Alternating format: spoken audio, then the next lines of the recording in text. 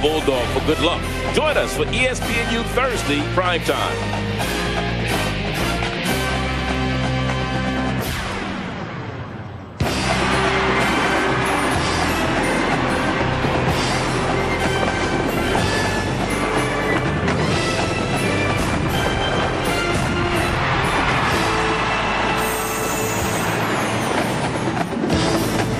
Greensboro, North Carolina at Aggie Stadium is the site of this MEAC matchup.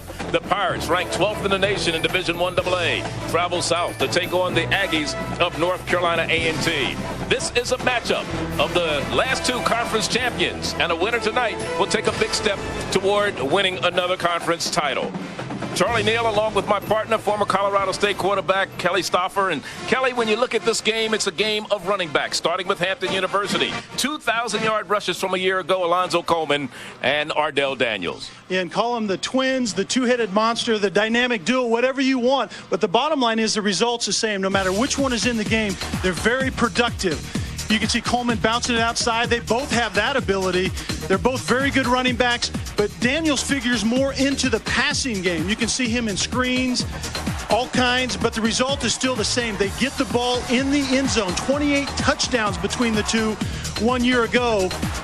And they also enjoy each other on the sidelines. And Hampton, though, wins games with defense. Justin Durant, the defensive player of the conference a year ago, probably will be that again this year, Charlie.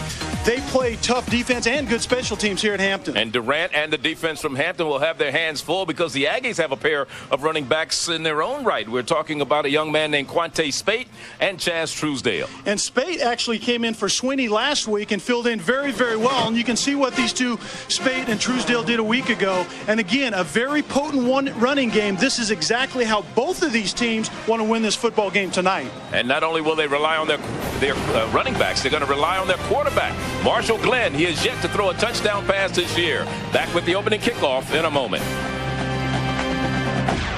Deal more than they expected. How low can you go? Don't miss red hot deals from Red Roof Inn and Accor Hotel.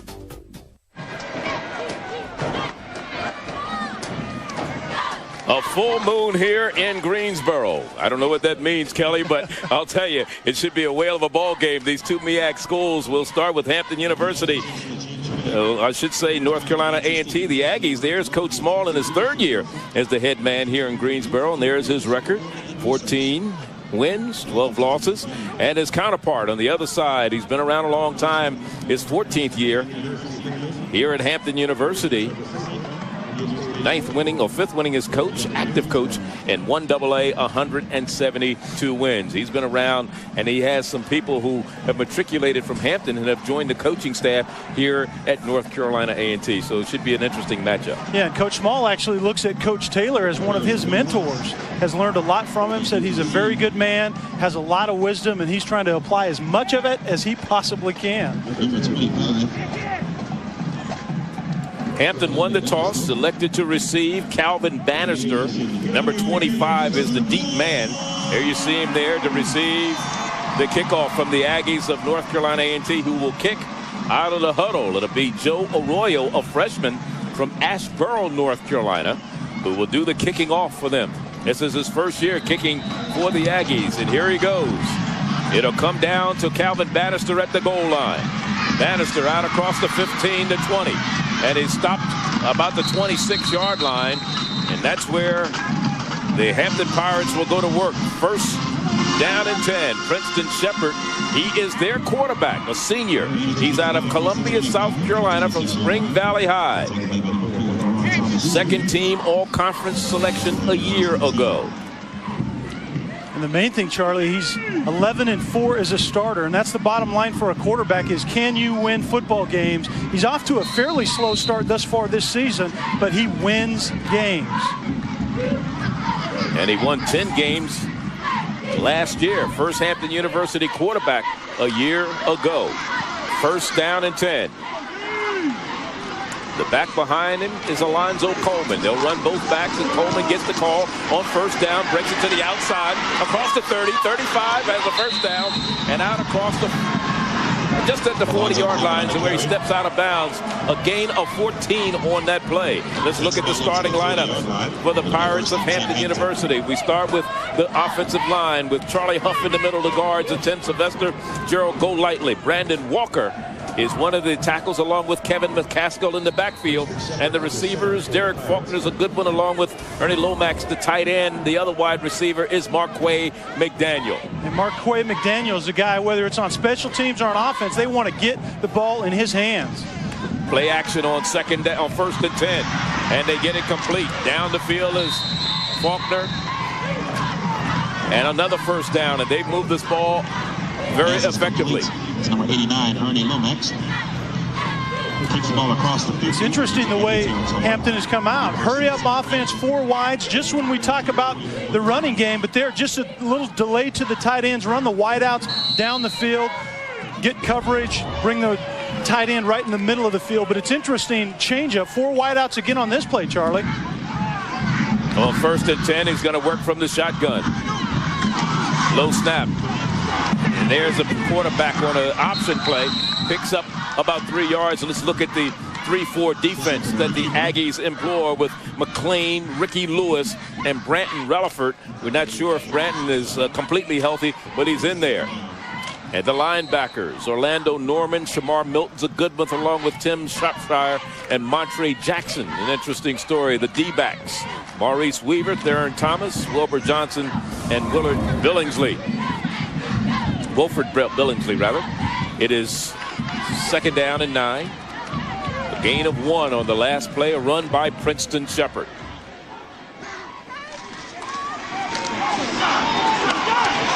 This time, they try the ball to the left side. Shamar Milton. How about your keys to the game, Kelly, for Hampton University? Well, Hampton's going to have to force A&T's quarterbacks, which we haven't even seen yet, to beat them because they've been playing inconsistently. And the other thing is make plays in the passing game, because we can see already A&T is bringing sometimes 9 guys onto the line of scrimmage. You need plays out of your quarterbacks and your wide receivers. Third down, 7. Coleman back in the lineup. Daniels was the man who ran it the last time. On third down, Shepherd going to the air, has to complete to Faulkner. He's shy of a first down by about a yard. He had to get to the 34. He stopped right at the 35-yard line. Derek Faulkner came in just playing in 1 game. Very nice read, just a comeback route. Came back for the football, but that comeback cost him the first down. He had it initially on the catch. It'll be 4th and inches. So to bring up a 4th and inches, and this is very interesting because that was a 3rd down conversion, which has been the Achilles heel for Hampton this year, but they've done very well in 4th down situations. 3 of 4. Now we have a penalty flag down. We may have some movement on the line. Let's see. But the Aggies may have jumped off sides. We'll wait for the official. Our referee tonight is Preston Harding, as assigned by the Mid-Eastern Athletic Conference. And Dan Evans, their supervisor. It is offsides against the defense, so that gives the Hampton Pirates a first down. Well, you talked about 3rd down conversions. It's going to be very important for Hampton to get in that 3rd and manageable situation. 5 out of 27, less than 19% converting on 3rd downs thus far this year. Our referee. We have number 46 on the defense lined up offsides. That's a 5-yard penalty from the previous spot. The results of the penalty, first down. That's Montre Jackson. Didn't play a year ago because he suffered a pinched nerve near his spinal cord in spring ball in 04. And he is back in the lineup this year, playing very well. First down and 10, though, at the 30-yard line for the Hampton Pirates. This drive started at their own 35. Play action, now a reverse. They try a reverse with Marquay McDaniel coming around from his wide receiver spot, and he loses a couple of yards. So it'll be second down and 12. Jermaine Brantley and Ricky Lewis were there to put the pressure on him. And trust me, A&T knows where number 2 is going to be on the field. Any way you can get Marquay McDaniel the ball, they're going to do it. But obviously, North Carolina A&T knows the same thing. Shepherd to go to the air. Ball is too high for Faulkner. There are flags on the play. Preliminary indication of holding. We got holding possibly against the Pirates of Hampton University. Now, something else the Pirates are not very proud of. They're the third most penalized team in the Mid-Eastern Athletic Conference. We have holding, number 55 on the offense. That's a 10-yard penalty from the previous spot. We'll replay second down. And you can see Sylvester, number 55, right there. Didn't see the run through by the linebacker early enough, so that's what you do. And as a quarterback, you appreciate that. You don't like the penalty in that situation, but it's better than getting hit right in the left ear hole. 13 yards, I should say 22 yards for a first down on second and very long yardage. Shepard stands in there, lets it go, and it's caught by Onria Jones, the junior from Bruton High in Williamsburg, Virginia. Comes up with the catch, and he's very close to a first down. He's about 2 yards shy. Covering Shamar Milton. You can see Onria Jones coming in the middle right there. The play was behind him. A very good job of adjusting. Wide receivers are so good at body control, adjusting in midair, catching a very difficult pass, and getting that third and manageable situation, which seems unlikely at 2nd and 22. And this is a 3rd and 2. The pitch, Coleman gets to the outside, first down, and runs into a very, very tough Brandon Long on the defensive side, but not before he picks up the first down to about the 17-yard line. And this is what Coleman can do. He'd have been better off going out to the outside right there, but Coleman is a tough character, and he's going to let the defensive back know about it right there. He'd have been better off getting more yards by running out of bounds. First down and 10, 8 plays. This is the 9th play on this drive. Shepard looked like he rolled the wrong way there for a moment, didn't it? He ran right into the defense. Curtis Lewis, the fullback, was the recipient of the pass, but looked like the defense had that play read perfectly. Well, look at number 35, Curtis Lewis, 6 foot. Now, he doesn't roll the wrong way. It's just the defensive end right there. You fake to the left. It was going to be a boot to the right and get fullback out to the flat. Curtis Lewis, 6 foot tall, 285-pound battering ram. As a fullback. It is 2nd down and 10 after the incomplete pass. Going to the air once again, looking into the end zone, and it's incomplete, intending it for Jones. Once again, Onria Jones covering. It's Maurice Weaver defensively for the Aggies. And here we go, 3rd down conversions for the Pirates of Hampton University. 5 of 27, 19%. That is horrendous. That is horrendous. That's a great word for it. We talked to Fred Kais before the game about this, and he said that they just aren't in sync right now, and it's evident. I mean, you can see they were very, very good a year ago, but 18.5%, you got to be kidding me. 1 of 2 in this game so far on 3rd down. Remember, they had a penalty help them out. And here's a pass, screen pass. And here's Coleman at the 5, inside the 5, and he has a 1st and goal at the 3-yard line. And actually, I think that was 28, Ardell Daniels. Oh, was it Daniels? It was Daniels. They look so much alike. It's hard to tell them apart unless you look specifically at the number. Very well set up. Fake the play to McDaniels that didn't work earlier in the game. Very well set up. When you give a back like Daniels an opportunity to get his shoulders square to the line of scrimmage, he has quick feet, very good, well-disguised play. You're in trouble. Coleman is the back there now. He has the pitch, has a block in front of him, turns the corner, touchdown. Hampton University got a good block from Curtis Lewis, the fullback.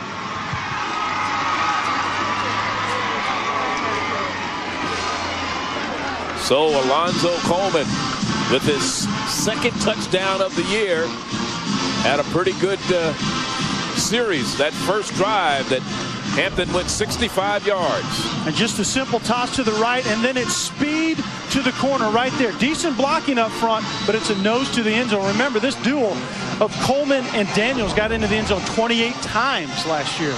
13 plays, 74 yards. Patarini with the point after. He's perfect in that department so far this year. 5 of 5. 7-0. The Pirates on the scoreboard here in Greensboro.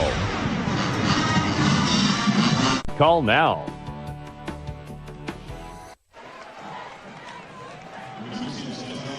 Back here in Greensboro, this MEAC matchup, the Hampton Pirates take the opening drive. They go 74 yards in 13 plays, use 4 minutes and 36 seconds off the clock, and they get 7 points on the board.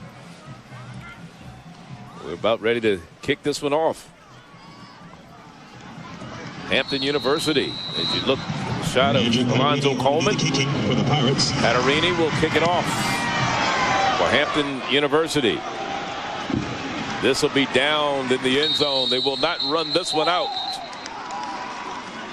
Let's look at how they scored that on that drive, Kel. Well, first is the screen to Daniels. We talked about that. He's more in the passing game, and then it's Coleman to the outside here on just the quick pitch, as we'll see it here in a minute. But notice it's a big fullback, number 35, right out there in the front, giving him just enough room to get to the corner of the end zone. Those two guys know how to get into the end zone and get it done. And now it's Marshall Glenn's turn to see if he can take his team 80 yards down the field. Senior out of East Mecklenburg High in Charlotte, North Carolina.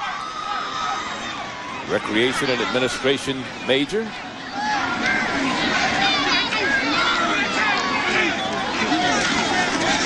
On the pitch, the option play to the right side. Truesdale on the carry. Let's look at the offense for the Aggies of North Carolina A&T. We start with the line, and Terry Jones, the center. Chris Hill and Chris Gates are the guards. Walter Stiff and John Cato are the tackles in the backfield. We've got Quante Spate. Curtis Walls as a receiver, along with Ortiz Green at fullback. Tight end is Brian Johnson and Brandon Trusty. He is the wide receiver. There you see Mr. Trusty there, senior out of Tallwood High down in Virginia Beach. This time it's Spate on the carry.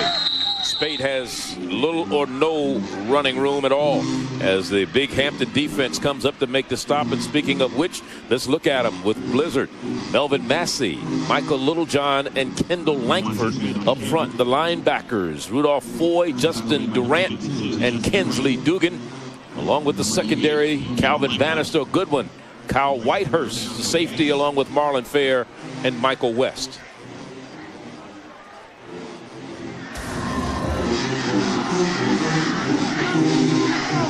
Whitehurst, the conference defensive player of the week 1 week ago, and 99 yards for really what amounted to the game-saving touchdown. He returned an interception against Howard.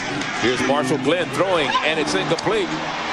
We got all kinds of flags. Now we're going to get linemen down the field right there. 72, I believe, was downfield. Yeah, definitely. Marlon was down the field. It didn't look like about half of them knew what was coming right there. And it looks like it's supposed to have been a screen. It looks like it. But everybody went downfield before the ball was released by the quarterback. That's why nobody caught it. For the linemen. Receivers downfield. That penalty is declined. Fourth down. Yeah. You know it's bad when he says illegal receivers down the field. There was more than one of them. I do not know what that was supposed to be, because one running back was going on a swing and you had another one setting up for a screen. Marquay McDaniel is the deep man, one of the top punt returners in the nation. He's ranked second, in fact, in the nation in punt returns. He's back to receive the punt from Dominique Brown, the senior from Greenville, North Carolina.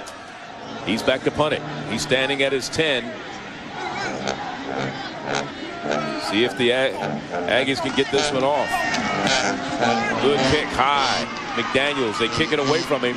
He's going to have trouble getting the good return, but you never know. He's got the sideline in his favor, and he goes out of bounds in front of his own bench. And a flag is thrown late.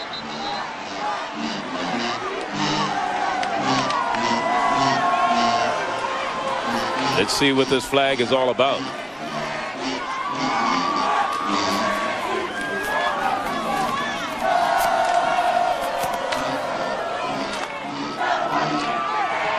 Watch Jerry Cummings. We'll see this after we get the call. We have an illegal block in the back by the return team, number 58. That's a 10-yard penalty. First down. That's Charles Robinson. But everybody blocks for Marquay McDaniels because they know he can get it done. And you see one there. We'll be back. 7-0. 7-0 our score. We talk about Alonzo Coleman. He's had 12 100-yard games in his career, 22 yards in the first series. Well, they've seen a snootful of 22 already in this game. You can see great vision as good running backs have to go outside. Watch this. Bounce it outside after he sets up the block by his fullback. And then good running backs know how to score points. And right there, anything to get it in the end zone. And that scoring drive was set up by his compadre, the other twin in the backfield, number 28, Daniels, on that nice screen pass. And if he has 22 yards on his first series, we could be in for a long night here. Not for him, though. Maybe for the Aggie defense.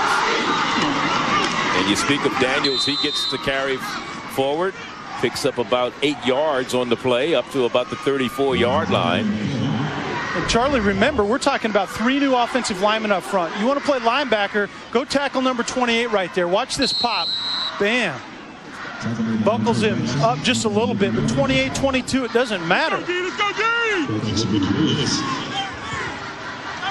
And now it's Curtis Lewis, the fullback, the up back in the eye. Alonzo Coleman out of Halifax County High up in South Boston, Virginia. And there he is through the secondary, first down. And he's across the 45 to the 47-yard line goes Alonzo Coleman. He's had some big games against the Aggies. And look at number 35, Curtis Lewis, leading the way right there. I mean, he's like a guard in the backfield. And then when you have Coleman and Daniels, watch the vision. Look at those eyes. He knows exactly where he wants to go. He doesn't have to think about it anymore. His feet just sense where the daylight is. Came in 580 yards shy of 3,000 for his career. That is, we might see that tonight. You could. Bouncing to the outside again. Great instinct. Turns it up and is stopped at about the 45 of North Carolina A&T. An 8-yard gain. Yeah, Coleman and Daniels actually, it's up to them of when they substitute. They come in and the coaches absolutely. don't do it. The coaches have nothing to do with it. They're best of friends. They're an incredible compliment to one another. They don't bring the same thing to the table. 1,098 yards at 15 touchdowns for Daniels, who's in the lineup a year ago.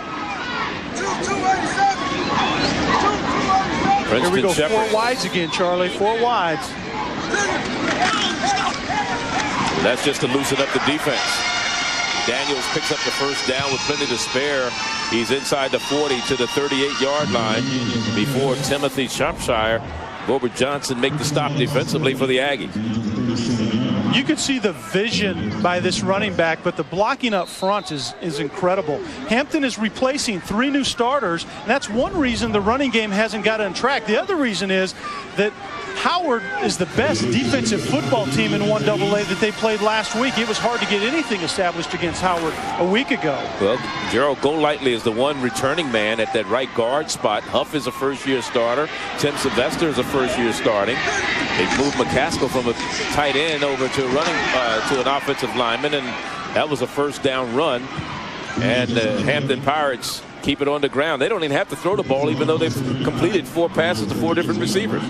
And number 62 is Gerald Golightly, 6'3", 305. I guarantee you that Coleman, number 22, and Daniels, 28, know how to find that big fella up front. Right.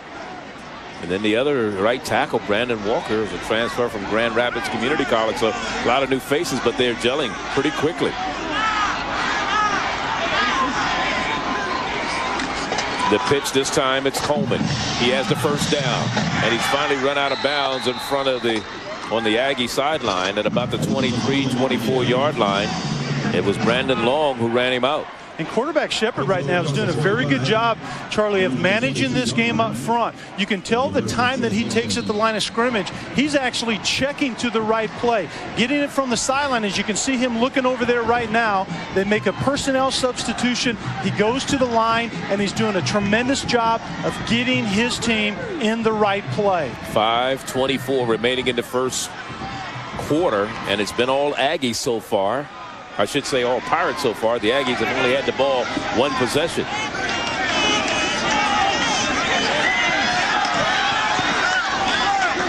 Down to the 15-yard line. We're in Greensboro, North Carolina for this MEAC matchup on ESPNU primetime. The Pirates of Hampton University ranked 12th in the nation in Division I AA, taking on the Aggies of North Carolina A&T. I'm Charlie Neal along with Kelly Stauffer, and glad you could join us for this Thursday night primetime football package. And we're enjoying it. And here's the rushing yards so far. Hampton with 82 yards on the ground. North Carolina A&T with just 3. And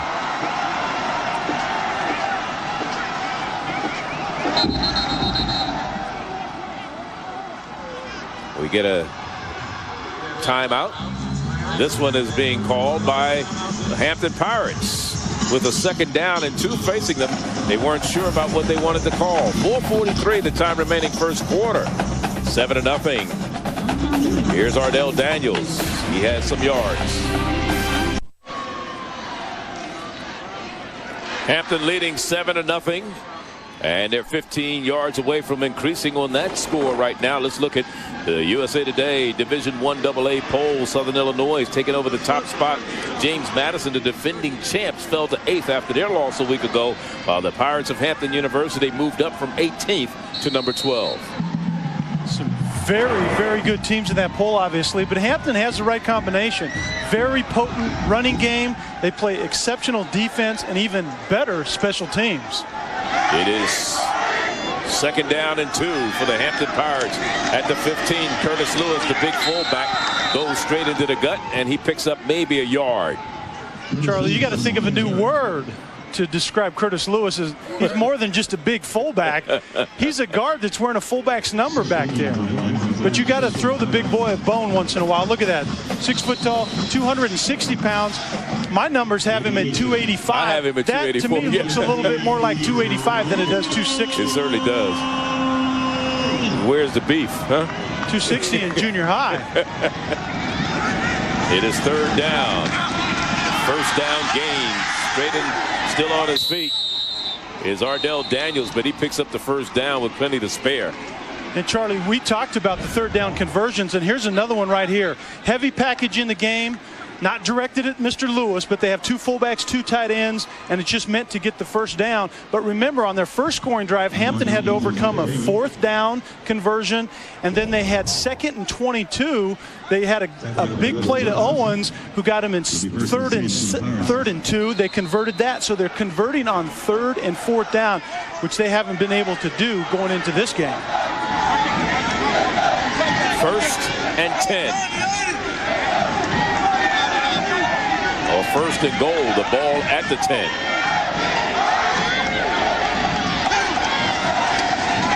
Play, pass, incomplete. They're going to call a flag. They're going to throw a flag on the defender covering Faulkner. That was Maurice Weaver. He didn't get his head around. He's face guarding, if they still call it like that. Yeah, that's exactly what that was. And this is a result of an absolutely electric running game. We'll listen to the official call it right here. We have defensive pass interference. Number 19, the pass was in the end zone. Therefore, the ball will be spotted. 1st and goal at the 2. But Charlie, quarterback Shepard just looks up and knows that he has one-on-one coverage outside. Throw the ball. This ball should actually be to the back of the end zone, right at that red pylon where the receiver falls down to. But one-on-one coverage, because A&T has to have so many guys up on the line of scrimmage to try to slow down this running attack. The running back in there now is Coleman, and Coleman gets the pitch going to the right side and just waltzes into the end zone with his fullbacks, Peyton and Lewis, leading the way. That when your fullbacks don't have to throw a block and you still score a touchdown, you know things are going well for you. So Coleman picks up his 2nd touchdown of the evening. One from 3 yards out, this one from 2 yards out. So 2 drives for the Hampton Pirates, and they hit it in the end zone twice. And they're up 13-0, 1 point away, and a Patarini kick from making it 14-0. We're still in the first quarter with 3:29 to go. And And this one is good. So it's 14-0 in favor of the Pirates from Hampton University. And Kelly, I'll tell you, these guys are a joy to watch, aren't they? Oh yeah, Coleman and Daniels. We can see Coleman on this drive. Look at right here. That right there is called setting up your block. Coleman knew all along that he was going to the corner of the end zone. He gave a little stutter step inside right there, setting up your block, slow the guys down, and then in speed behind your big fullback Peyton to the corner. That's a thing of beauty, and both of those guys can do that at a pretty high level. And there's that scoring drive by the Pirates of Hampton. Wow, that's to go with their 13-play, 74-yard drive. Right. It looks like a twin. You talk about the twins in the backfield. How about two twin drives to start the game? Coleman against A&T 2 years ago ran for 109 yards. Last year, he picked up 106 and scored 3 touchdowns. So they don't like to see it coming. What's so ironic about this, Kelly, is from a coaching standpoint, he's back another year.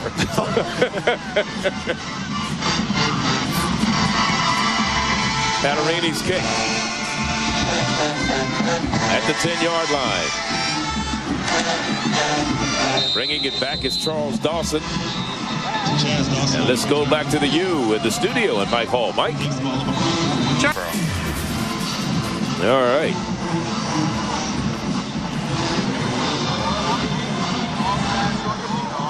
He had a penalty offsides on the kicking team.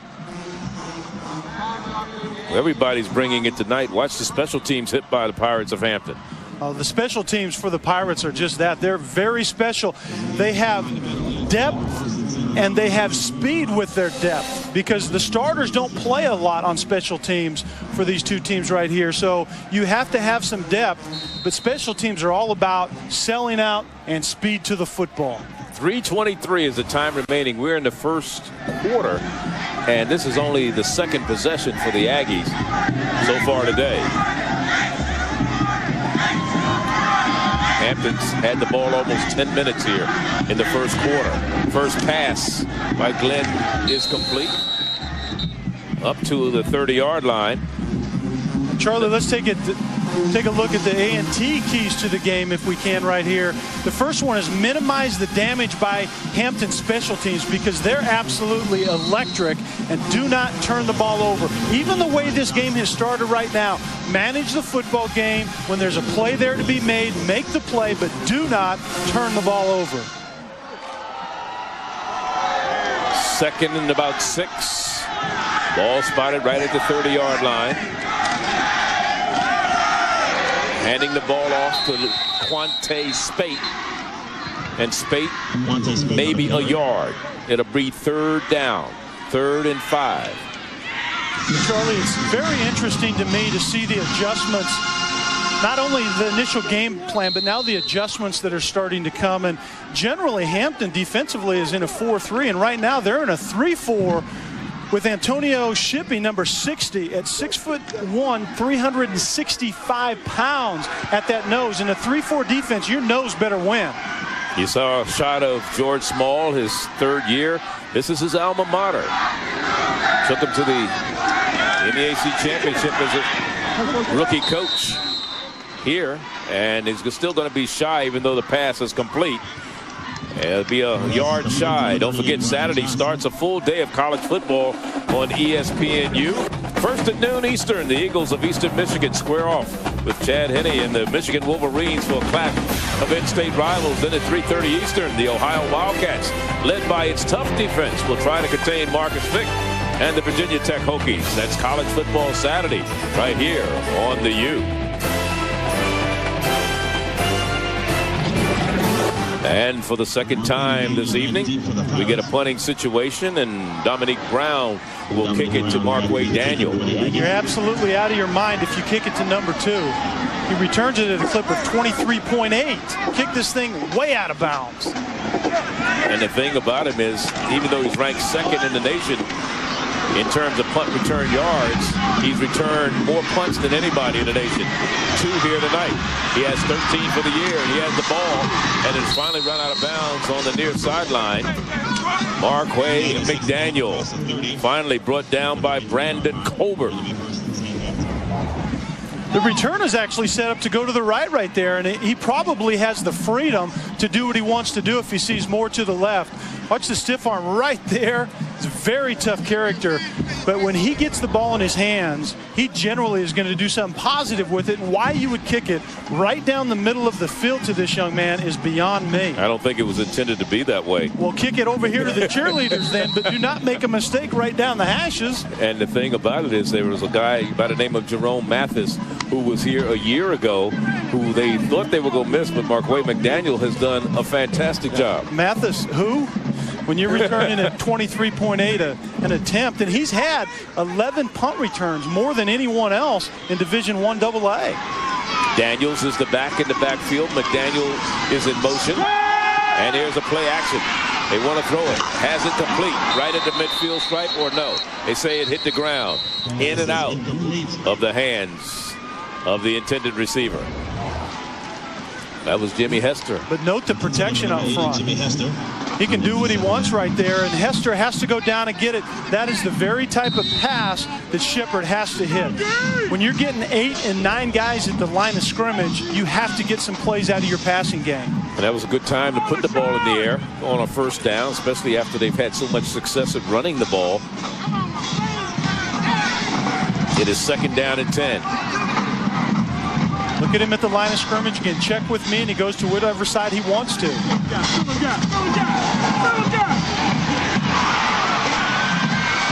Watch out now. Across midfield and all the way down to the 40 of A&T goes Ardell Daniels. What a run. Yeah, once again, Preston Shepard getting him in the right play, but then it's all about Daniels. Look at the yards after contact with Daniels on this play, but keep an eye on that the rest of the evening, whether it's Coleman number 22 or Daniels 28. There's the first contact, and then it's about 15 after that. Great running backs make something happen after the initial contact. That was a 27-yard gain for Ardell Daniels. 1st down and 10 at the 40 of A&T. Final play of the first quarter. This is probably the shortest yardage that they've run for today.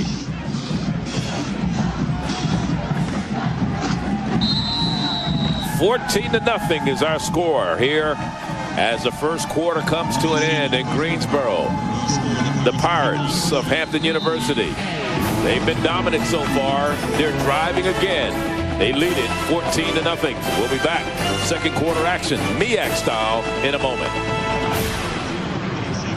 14-0 our score here as we start the second quarter in Greensboro, which has been a rushing attack for the Pirates. Yeah, and it doesn't matter whether it's Coleman number 22 to the outside or Daniels 28 on the screen or Coleman again on the outside getting into the end zone. Here goes Daniels up the middle. Look at that move. I mean, it doesn't matter. The thing that we also aren't talking about a whole lot are the guys up front are just wearing out A&T's defensive line. And right now, A&T has absolutely no answer, Charlie. And you know, look at that. I mean, that's just outrageous. And we talked about the fact that they have 2,000-yard rushes from a year ago. They lost some of the offensive line, but these lines seem to be blocking maybe a little better than the line from a year ago. Yeah, when your running backs are popping it for 7.7 and 9.1 per carry, yeah, they're doing some good things up front.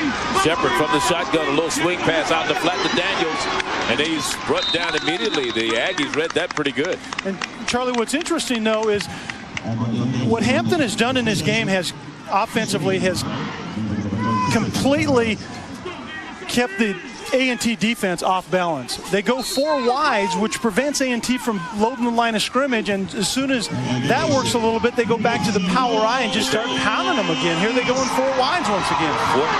14:30 remaining. We're in the second quarter. Hampton driving. This one started at their own 33. They're facing a 3rd down and 6 right now. That's number two. From the shotgun. And it's complete. And it's Henria Jones, 1st down at the 15 on the reception. Henria Jones with his 2nd reception of the day. And you can see when Hampton starts getting plays out of their running game, they're going to be unbelievable to stop. You can see Jones just coming on a circle route inside. Quarterback Smith Shepard doing a very good job keeping his eyes downfield until his receiver comes to him into his vision, and then he delivers a nice pass, gives his receiver, 81 Jones, an ability to run after the catch. We said that the Aggie quarterback hadn't thrown a touchdown pass this year. Neither had the Hampton quarterback. All of their scores have come either by defense, special teams, or rushing, but nothing in the air. As this time Daniels is met with stiff opposition, led by Ricky Lewis, the big tackle out of Greensboro's Dudley High. They talk about the Dudley three. You talk about Ricky Lewis and Shamar Milton, along with Theron Thomas. Well, Charlie, just as North Carolina A&T's D has a decent play, in come the 4 wide receivers again that we see right here in the set. You stop their heavy set, they go with 4 wides and spread you out just a little bit. And they lose about 4 yards or 3 yards on the play. Back to pass. And it's complete. We may see the first touchdown pass of the year for the Pirates of Hampton, and it is.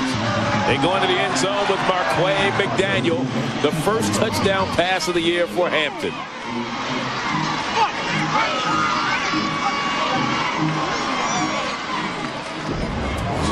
McDaniel actually motioned out of the trips and then runs a crossing route right there. But note the accurate pass that allows Daniels to catch it in stride and take it into the end zone. But once again, Hampton's offense totally keeping North Carolina A&T's defense clueless on the evening. Patarini, 6 of 6 in point afters this season. Let's see if he makes it 7 of 7, and he does. The junior out of Gladstone, Maryland. But it's the passing of Preston Shepard that has increased the lead here. And here's Marquay Daniel into the end zone. 21-0 our score here. And they're getting ready to kick it off. And there's Marquay McDaniel, his first touchdown reception of the year. And he's been on the receiving end of a lot of catches throughout his career. That was his 9th catch of the season. But his first touchdown, Patarini has been busy. He's kicking it deep. And it'll be down in the end zone. It'll be brought out to the 20. And here's another ironic stat that you have. As I'll let you go ahead and finish this and we'll talk about it. Well, you can see we have number 2, McDaniel, highlighted right there. He's going to go in motion as we start to play. Linebackers have to get hands on him as he crosses right there. Linebackers have to knock him off his path, or this is going to be the result. When you give a speed receiver an unabated opportunity to cross the field and catch the ball, he's going to take it to the end zone. 3rd possession for the Aggies today. They trail 21-0, and there's been no turnovers. That's what's surprising to a lot of people just tuning in. It's been just long drives by the Aggies. We have a new quarterback in the lineup for North Carolina A&T right now. Left-hander is in there, and that is Rico Watkins. And we expected this. Rico came in the game last week. Marshall Glenn, number 10, the starter, was actually benched for a time. Get a perspective from the sidelines and see if you can go in and play a little bit better. We expected Rico to get a little opportunity, see if he can bring some spark, because this A&T offense has gone absolutely nowhere. Right, and we talked to the offensive coordinator, Kent Schofield, yesterday. He did say both quarterbacks would play in today's game. And here's a running game, trying to get something going, and very, very little yards this time. Of course, Brandon Sweeney, who was their running back who gained 150 in their season opener against the Eagles of North Carolina Central, is out with an ankle injury. He tried to go yesterday. They said if they weren't playing a Thursday game, if this was a Saturday game, he probably would be ready. But because it's a Thursday game, he's not. So, yeah, that's a great point. The short week doesn't allow you that initial, probably usual 6 days that you have to recover from an injury.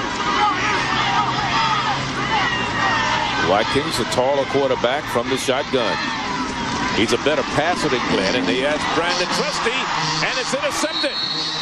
Intercepted by Michael West, the senior from Worthing High in Houston, Texas. He comes down with the INT. That's his 4th career interception. And that was just a little bit too high for Brandon Trusty. So the first turnover of the ball game. You can see just a little follow through right there. Watkins kind of felt a little pressure, but you have to put that ball on him. Your team right now needs a first down. Follow through. The release was just a little low. You can see him when a quarterback leads with the elbow, more times than not, that ball has to sail on you. The elbow actually should be second to the hand coming over the top, but Watkins getting his feet wet just a little bit and didn't step into that throw. And you don't want to give Hampton, the way they've been playing, the ball in great field position. And here we go. A little fleet flicker. Wide open. Touchdown, Hampton University. Marquay McDaniel. 42 yards. Flea flicker. Wow. This is called transition offense. The quick strike after the turnover. So many offensive coordinators love to do this. Go for the throat when you get the ball, especially in your own territory. Very well executed right there. Coleman handling it back. The defense has no idea where the ball is, and they certainly forgot to cover the receiver. And number 2, McDaniel is not a guy you want to lose. No, indeed. Not at all. Patarini for the point after. Muro, the punter, holding, and it's true. 28-0 is our score. A little trickery has put the Pirates up. Patarini has been a busy man. 28-0. He'll kick it off again for the 12th rated Pirates of Hampton University. And one of the things that Hampton has done this year, they have not allowed the opposition to score any points after the first quarter. That time's over, Charlie. That doesn't look good for A&T. 19 points is all they've given up all year. All of that was in the first quarter. So let's see what happens. Short kick. Bounced around and down at the 7-yard line is Quentin Corey. Let's go back to the U in the studio and Mike Hall. We're here in Greensboro for this MEAC matchup on the U. Thursday night prime time. It's Hampton University with a 28-0 lead over the Aggies of North Carolina A&T. Charlie Neal and Kelly Stouffer with you. And the total yards, 258 for Hampton, 16 for the Aggies. Rico Watkins is in at quarterback from the shotgun. Rolling left. Has a little time now. Instead of running, I thought he had some room to run. Now the late flag comes in. And he did get sacked, so he lost about a yard on the play as Alden Blizzard came up to make the stop defensively. Well, A&T needs something positive to happen. You have to get rid of that ball. Number 60 on the defense. Illegal helmet contact. That's a 15-yard penalty from the spotted foul. Antonio Shippey is You can hear the referee in the background. And right now, A&T will take anything that they can possibly get. Shippey that time, a blow to the head, but nonetheless, it's a first down that North Carolina A&T's offense desperately needs. Anyway, they don't even need to get points right here. They need to sustain something because their defense is sucking gas. Shippey out of Union, South Carolina, started his college career University of Akron, actually played 11 games there before coming over here to Hampton, and now we may have offsides against Hampton. Looked like somebody jumped prematurely. Might have been Bryant, number 97. Let's see. Vernon Bryant. We have number 97 on the defense in the neutral zone with contact. That's a 5-yard penalty. He'll play first down. Well, that'll get you out of the deep red zone. Anything you can get. The oldest trick in the book. Watkins has a different count than Glenn, the starter.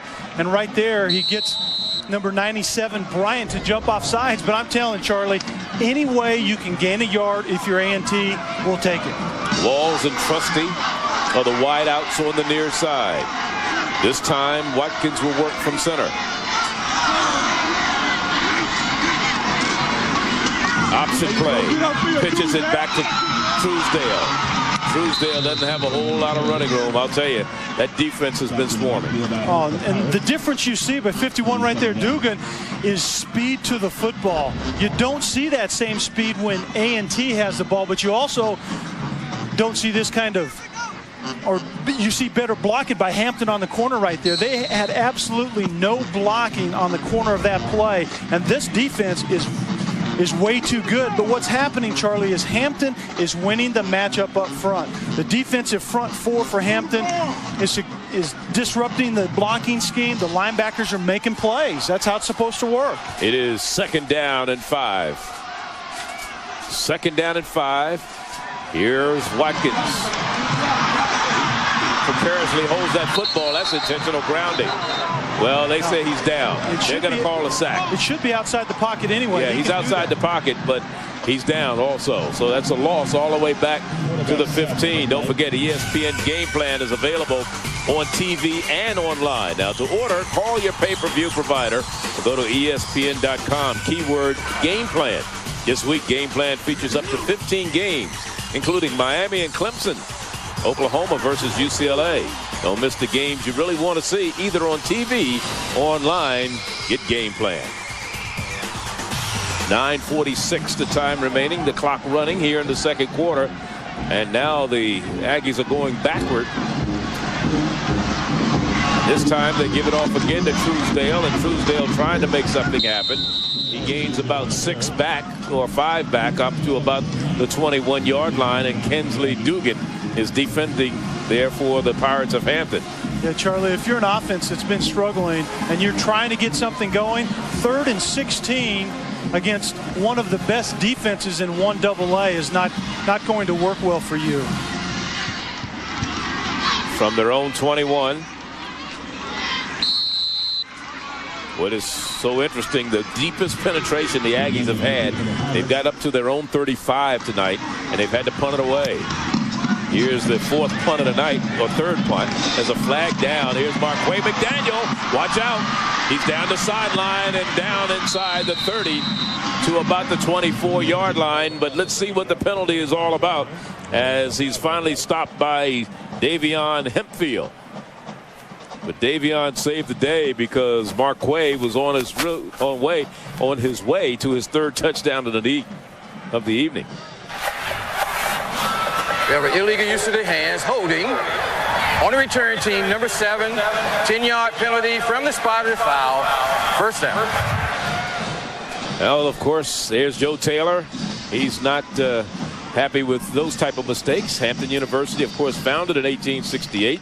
Over 6,000 students enrolled. Dr. William Harvey is their president. And they were the black college champs in 1994 and again last year. Some famous alum, John Biggers, W. Frank Fountain, of course, Rick Mahorn, the former bad boy of the Detroit Pistons, and Jerome Mathis, who's now earning his way in the National Football League. Hampton's a very good team, Charlie. You can see that all phases of the game they do very well. And one of the things that they do well is they establish field position, and then a very tough defense maintains that position. Just like they did right there, they didn't give North Carolina A&T the ability to get out from the shadow of their own goalpost. So here's the Hampton offense once again inheriting great field position. Well, they were talking about the short week for Hampton. How about the short season for the Aggies of A&T? This is their 3rd game in 11 days. They opened the season on Labor Day, played a Monday game, then they played the following Saturday, and now here they are back on the field on Thursday. Yeah, that's very unusual, and I thought actually A&T would have an advantage defensively because they've played 30 players already this year, which is a lot of playing time for a lot of players, but it isn't showing up this evening. And it's a 1st down and 10 at their own 31-yard line. That's the Hampton Pirates. They lead it 28-0. We're in the 2nd quarter, 8:45. They have scored every time they've touched the ball tonight. Into the secondary, running with reckless abandon, goes Alonzo Coleman, 1st down. Alonzo Coleman, Charlie, to the 46. Excuse me, it doesn't make any difference right now what North Carolina A&T does. Again, 4 wideouts in the game, balanced offense. Give it to either Coleman 22 or number 28 Daniels, and you get the same result. Alonzo Lee is the defensive coordinator for the Aggies of North Carolina A&T, a former defensive coach at Hampton. But he hasn't found out how to stop this running game so far this evening, has he? I gotta go there and talk shit. And the first sack of the evening by the Aggies on the Pirates of Hampton University. Justad Carter came at it and got the sack. Play action pass. This is only the second sack that this offensive line has given up the entire season.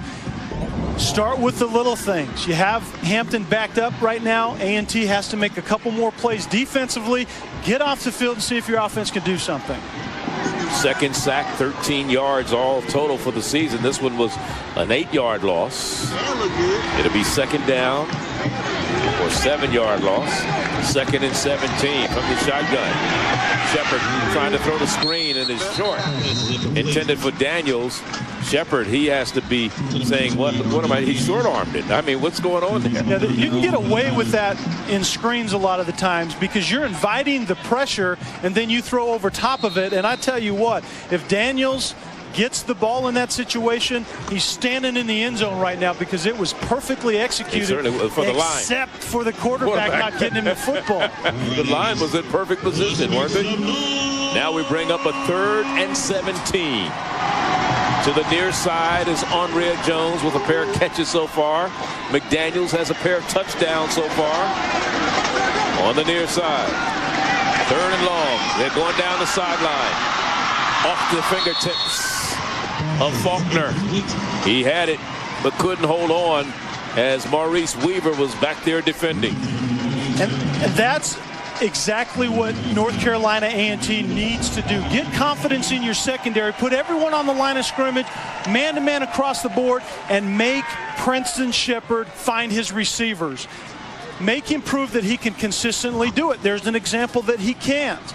But you have to do first things first. Stop Hampton's running game with 9 guys if you have to. First time tonight that the Pirates have punted. This is Cameron Muro, senior out of Newport News, Virginia.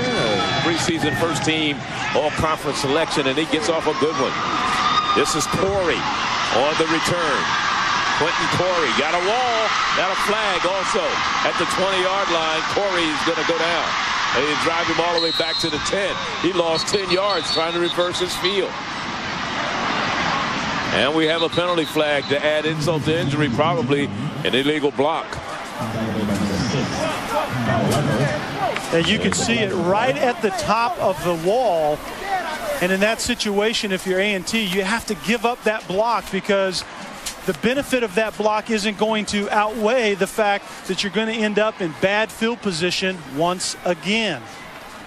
You know, you talk about the fact that Hampton has done so well with the offensive line. They lost their offensive line coach, Terry Buford, who became the head coach at Morehouse College, and they haven't lost a beat. No, they have it rolling in a big way right now. If you're A&T, you need some first downs. You just have to keep the ball away from Hampton's offense. I don't know if we're going to see the numbers, but right at the top. We have a personal foul. Actually, I don't know if we see it on that or not. Snapper, number 34 on the return team. We have an illegal block in the back on the return team. However, the roughing the snapper is a 15-yard penalty and an automatic first down. It's first down Hampton. Wow. So they roughed this. He said roughing the snapper, not roughing the punter. Yeah, you can't tee off on the snapper anymore. You have to allow him to snap the football freely and then get up in a stance that he's able to protect himself, start running down the field, and then you can block him. That's Kent Schofield, the new offensive coordinator. Wow. First year as head coach of the Aggies of North Carolina A&T. So they pick up a 15-yard penalty, and they keep the ball. Yeah, that's the bad news for A&T. Hampton keeps the football. Hopefully we can get a look at that right now because you talk about a momentum changing.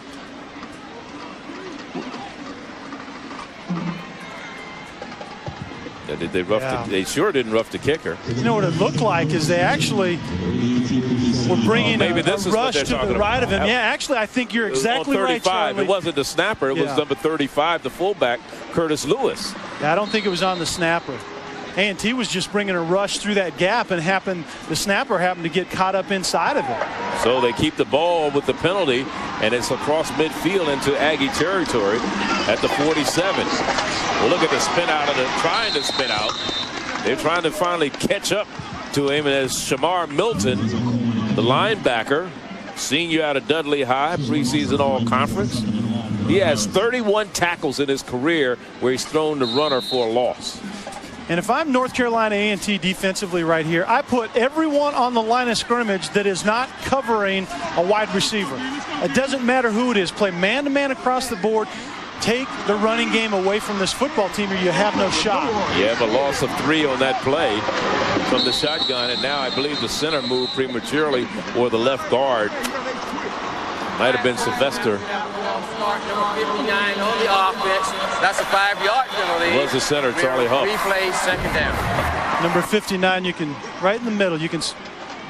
Well, it was actually the left guard. No, actually, I think Huff almost snapped that football, He it did. looked like to me. He almost snapped it, but the 55 was the man who moved, Sylvester. But you know what, Charlie? North Carolina A&T still only has 7 men in the box, and that time actually only 6 men in the box.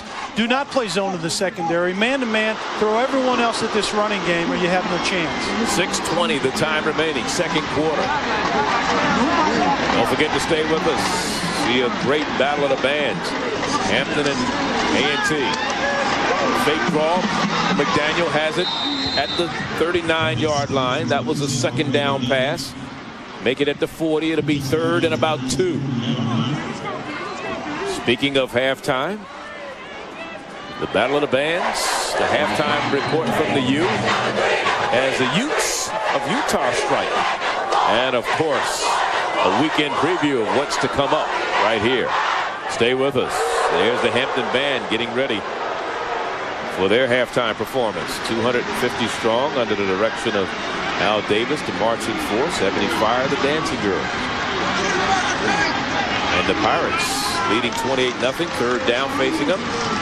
Here's Coleman struggling for the first down. Looks like he has enough for it. We'll see exactly how they spot it right at about the 37-yard line. Down to the A&T 37-yard line.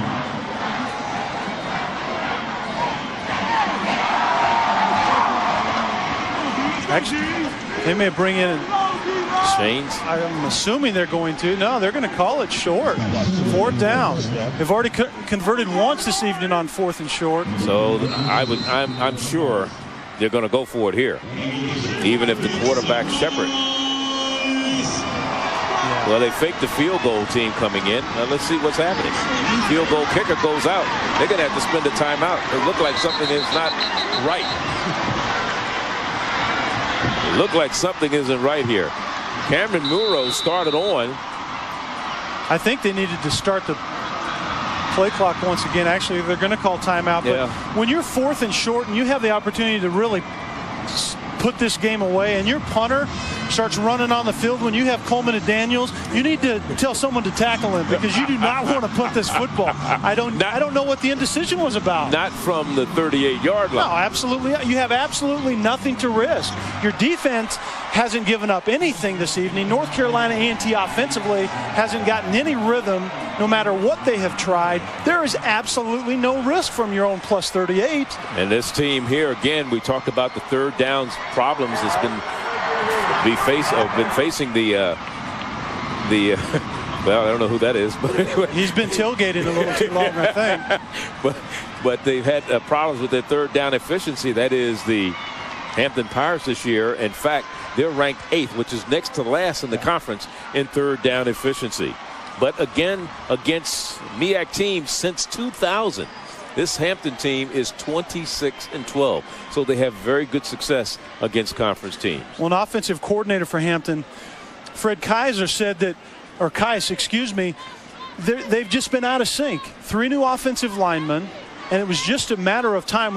They're actually measuring right here if we can, during this timeout, they just a little bit short. I'll tell you what, the officials had incredible eyes on that one. You certainly did, because I don't think I'd have made that. I wouldn't have called that for sure. If I was a head coach, I would certainly want them to measure that.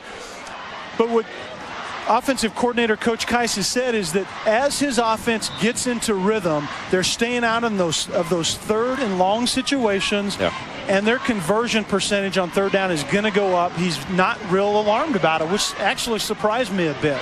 You know, a lot of people were thinking when Jerome Mathis left this team a year ago, that would be the man that they really missed. But the person they Coach Taylor said they missed more than anything was their center, Jelani Clement, who was the offensive lineman of the year a year ago in the Mid-Eastern Athletic Conference. Right now, 4th and inches. They're going to go for it. Daniels is the back behind the fullback, Curtis Lewis. Trying to draw him off sides. The Aggies are not moving. The quarterback keeps it. Let's see. I think he got it. Yeah, both guys coming from the sidelines. Take your pick. I think he got it. That right foot spot gives it to him every time. Now, if they come in with the left, you have a question about it, but they come in with the right, we're good to go. But this offensive line has been winning this battle all night long. If you can't pick up a foot when you've been dominated in the line of scrimmage the entire evening, then you got a problem. And it is a first down for the Pirates. They keep the chains moving, and they keep the ball down to the 37. And there's first downs in the game. The Aggies have only picked up 1 in this contest. 16 for Hampton. And they picked up 1 on a penalty. Daniels still in the lineup. Play action. Stands in there, lets it go. Intercepted. Bringing it back for the Aggies. Juwan McBride. And that's the spark they may have needed. And the quarterback, Shepard, had to make the stop. Hey, when you throw a pick, you throw an interception, you got to go become a tackler. That time it just looked like the ball slipped out of Shepard's hand. You know, it wasn't a bad read, but what you have to understand, in plus territory, if it's not there, break it down with your feet and make a play or throw the ball out of bounds. If you're in the plus 37 territory, you have to be saying to yourself as a quarterback, got clipped in the back and then still made the play. That's what quarterbacks bring to the table right there, Charlie. I'm telling you, they're athletes. But the thing that has to be most disheartening for the Aggie faithful is they keep shooting themselves in the foot. They get a big return off of an INT, 30-some yards, and then they get a penalty that moves them back inside the 30. They have an issue with that the entire year. They're over 94 yards in penalties per game. I mean, that's just a matter of not a lack of discipline, actually, is what that amounts to. First turnover for the Hampton Pirates. First down and 10 for the Aggies at their own 29.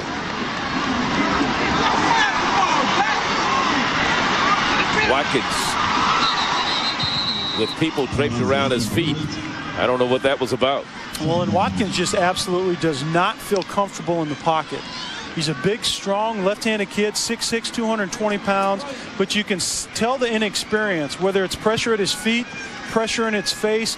You still have to stand there and deliver the ball on time, and he's holding the ball way too long is the bottom line. That's where the pressure's coming from. He broke his foot last year. He didn't play but a couple of games. It was early in the season. That happened against Alcorn State, but then 2 years ago, the year that they won the MEAC title, he started 5 games, threw for over 1,000 yards, 7 touchdowns, and only 3 picks.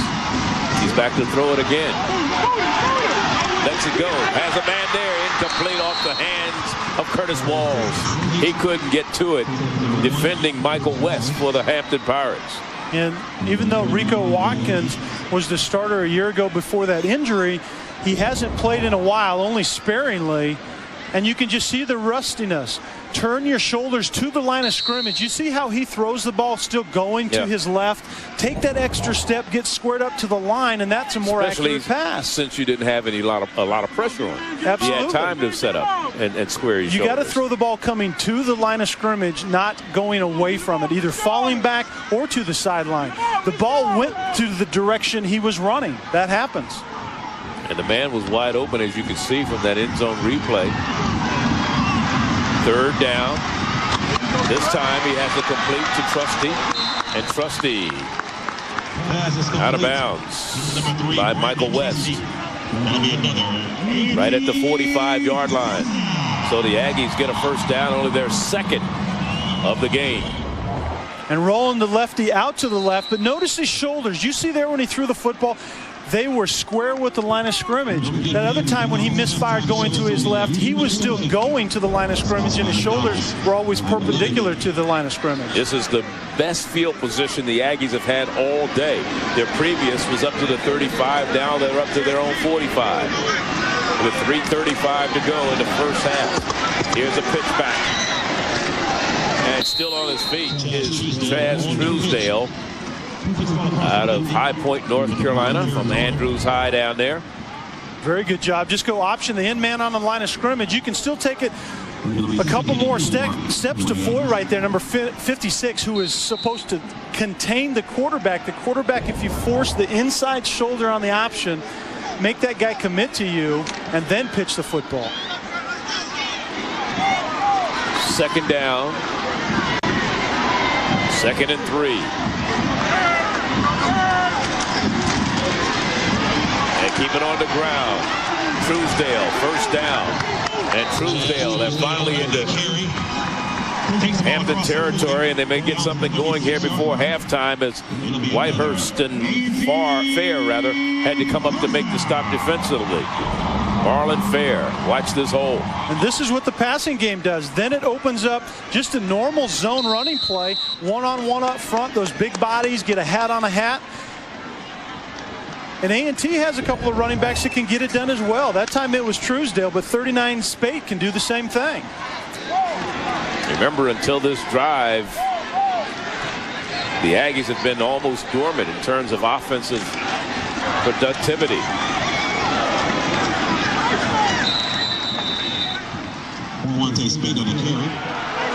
That was Alden Blizzard. Came up, almost beheaded the running back. Yep, that was him.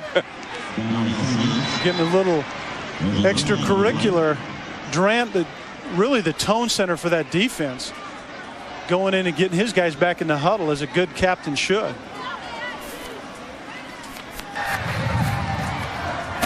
Dead ball, personal foul, number 5 on the offense. It's a 15-yard penalty. Second down. It hasn't happened yet. Yeah, they called that on Doug Brown. There it goes. There's the wrestling match. There's Doug Brown. That's what they called. Yeah, they didn't call that first one. Well, you always get caught. Justin Durant was the man who was. Second time. Yeah. That's a big penalty. So it drives them back on their side of the 50. They had just penetrated for the first time down into Hampton territory. Now the ball is back at the 49 of A&T. Charlie, there's a theme here. I mean, North Carolina A&T, every time they have tried to get something going, have absolutely shot themselves in the foot. George Small is not happy with the calls being made tonight, and he's letting Preston Harding, the referee, know.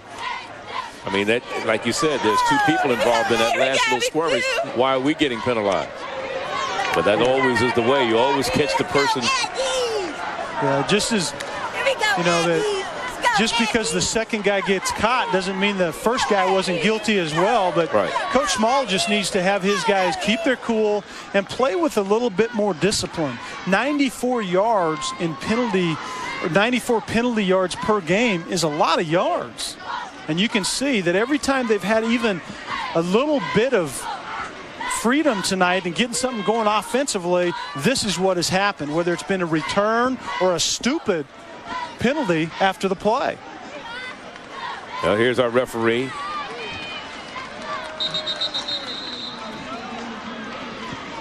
He's already called the penalty. He's not going to tell us what he and Coach Small was talking about. No. But it's time to play ball. They've already marked it off. So the ball is right at the 49, their own 49. It'll be 2nd and 25. And now we get a timeout. The Aggies spin one. There's a timeout on the field. 2:44 the time remaining. 28-0. Time running out on the Aggies in the first half. 2:44 the time remaining. They trail at 28-0, and they have a 2nd and 25 facing them from their own 49-yard line. So they have a lot of real estate to cover to try to even get to the first down marker. Kelly, it's going to be a struggle from the shotgun. Watkins still has it. Lets it go. It throws it away. Brandon Trusty is the man he tried to get it to, but it wasn't even close to being complete. It's actually a very good decision. Number 45, Melvin Massey, was right in his grill, and that's exactly what Watkins has not been doing. Is throw the ball away when you don't have time. Look at the numbers. Coleman and Daniels, they're as good as advertised. Yeah. We talked about them at the Open, and we've been talking about them ever since. Man alive, look at that. And that's between receiving and rushing and, 2 touchdowns. Oof. A&T minus 26 yards for the day. 3rd and 25. Overthrown, should be intercepted, could have been, but the 2 defenders ran into each other, Marlon Fair and Michael West, and it goes incomplete and brings up a 4th down.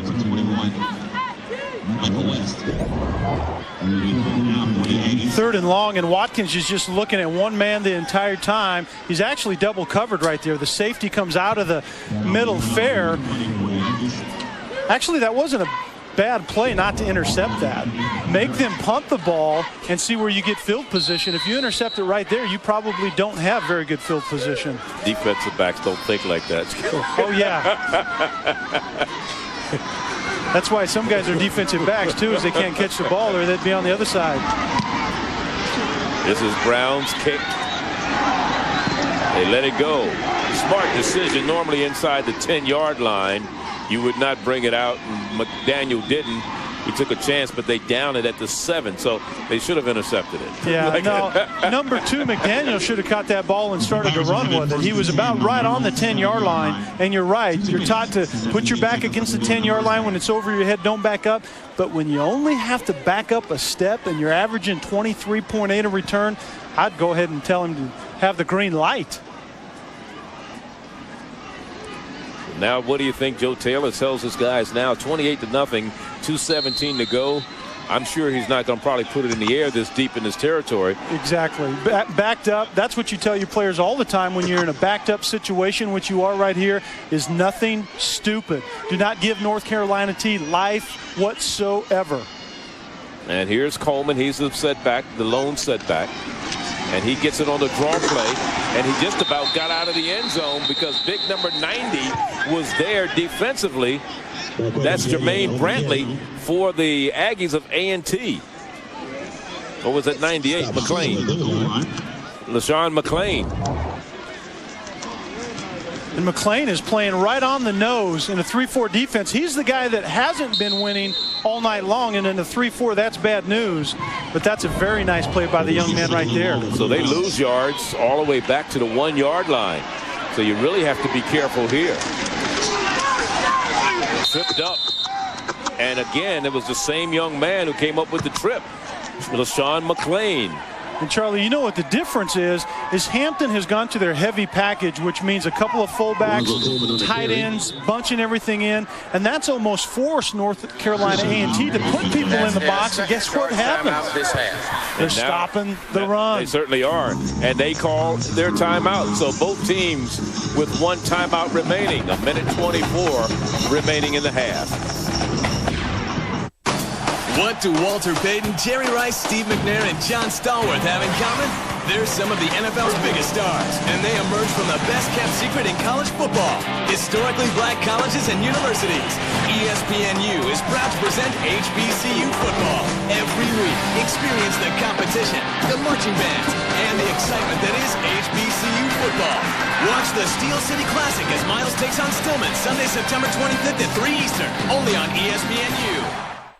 28-0 the score with 1:24 left in the half, but a 3rd and about 15 yards facing the Hampton Pirates. 3rd and 14, ball at their own 3. They have to get up to about the 17 to get a first down.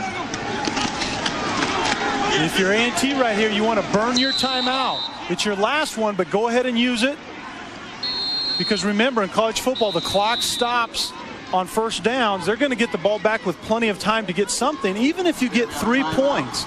and absolutely go after the punter right here. You have nothing to lose. You have to have one play that can give you some momentum, and the best momentum to have, Charlie, is the momentum that you take in to the locker room, even if it's a little bit.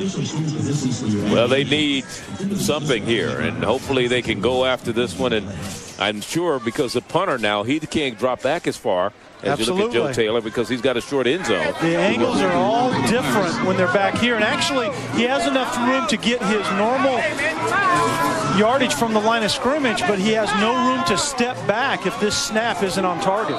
Muro is back to punt it.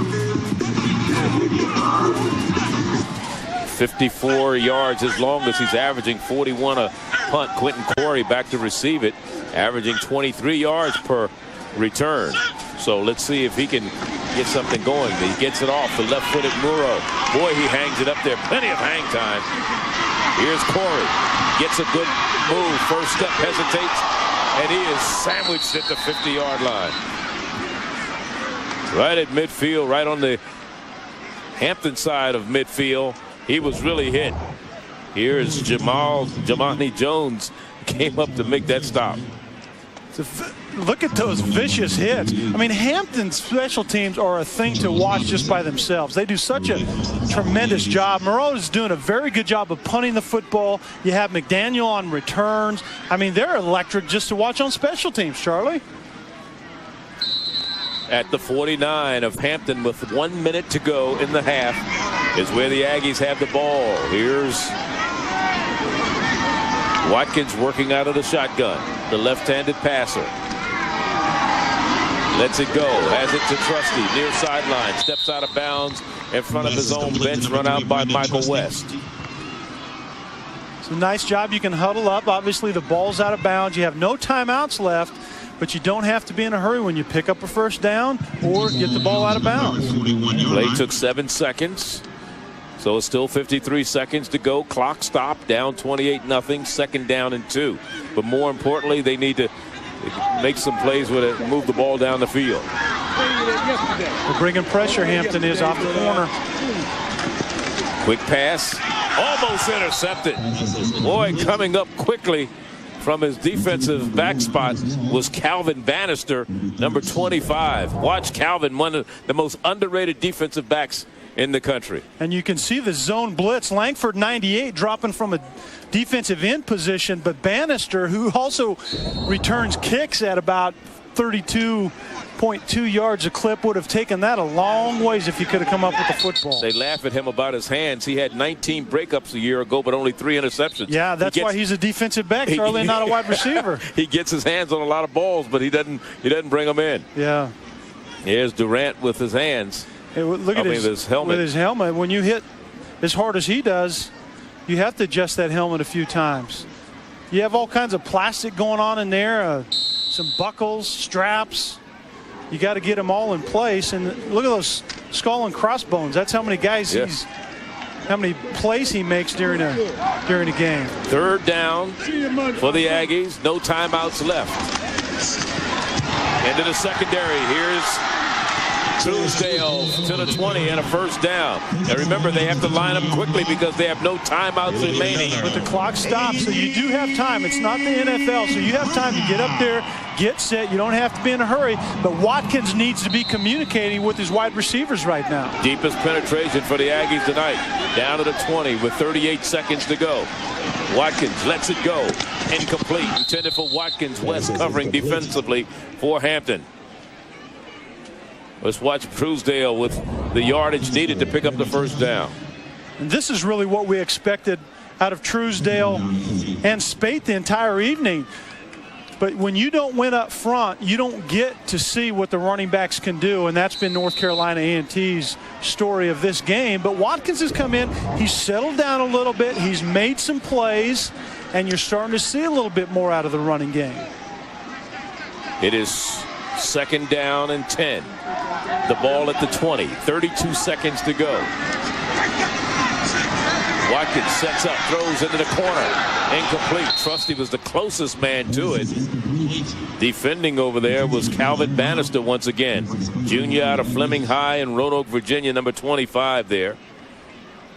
The thing that Watkins has to be aware of, defenses start thinking pressure when you are getting something going on a drive, particularly when you get in the red zone. At the plus 20, you need to not only anticipate pressure, but expect pressure and make a quick decision. That time he booted right into the corner blitz. And, you know, you talk about Calvin Bannister not getting a lot of respect. He's the Rodney Dangerfield of this Hampton team. He didn't even make the all-conference selection first or second team. That's as well as he plays. Third down, 3rd and 10. Watkins lets it go. Falling down was Dawson, the intended receiver. Dawson was the man they were trying to get the ball to. West covering again defensively, brings up a 4th down. Let's Watch see number what kind of 98 right here, defensive end Langford. That's the difference. Ball goes high. I mean, when you get pressure on the quarterback, and again, Charlie, you should expect it in the red zone. And that time I did not like the route that was called. Too much time to develop, and you don't have that time in the red zone. 37-yard field goal attempt by Arroyo. He's 2 of 3 in field goals this year. Hit a 24-yard against Norfolk. This one blocked. And coming up with the block was none other than Calvin Bannister. Number 25 comes in and blocks the punt, or the field goal attempt, I should say, with 15 seconds to go. Did we talk about Hampton special teams yet, Charlie? Well, we mentioned them a little bit, didn't we? Yeah, and you can see it right here. They did this a couple times last week against Howard. They were behind 12-0 because of good special teams play. Watch the kicker. Kicker doesn't want any part of that right there. He acts like he's running for the ball, but he really doesn't want any part of it. But Hampton's special teams are an amazing thing to watch. Joe Taylor spends time on special teams, and you can tell. This should be the last play of the first half.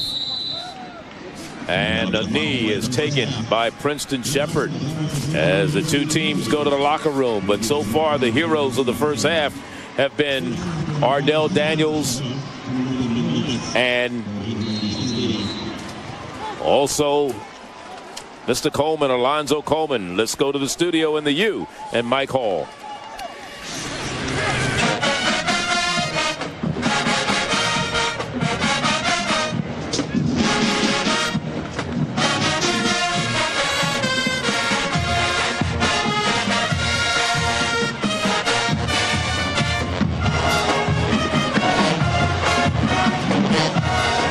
School. And speaking of big, how about 250 members of the marching force? Let's listen into them again. The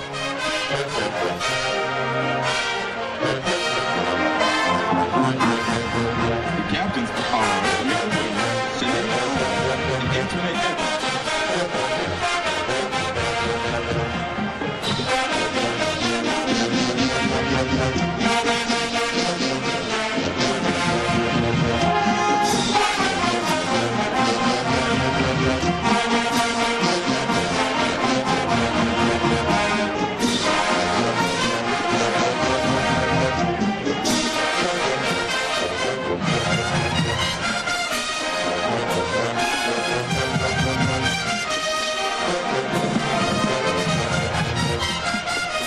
We'll be back with more band and more of our halftime show right after this.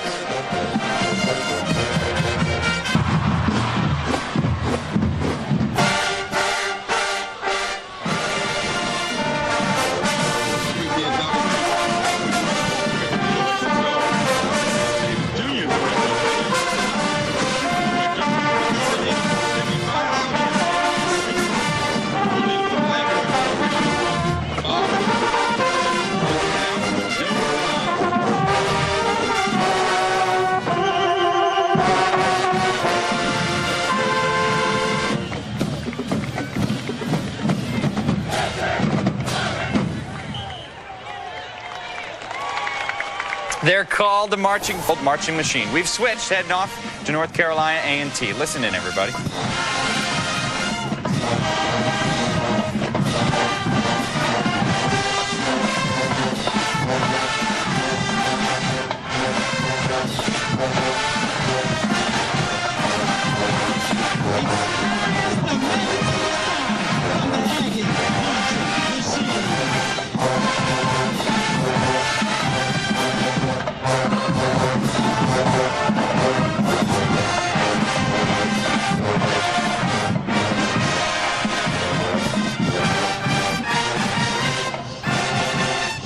Now it's time for the most thrilling, versatile, and beautiful women to ever grace the field.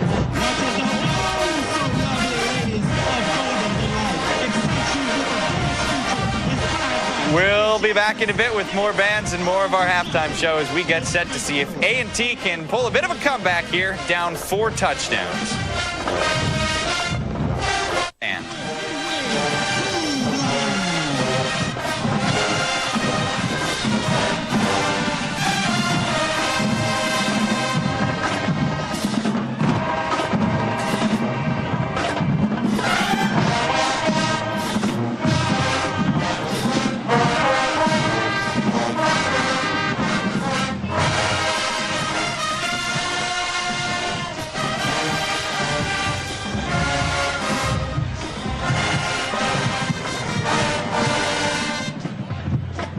the show doesn't stop there. Now it's time for the Aggies to get down. If you're ready to see the Aggies get crunk, make some noise. Hit 'em with party replay. Yeah.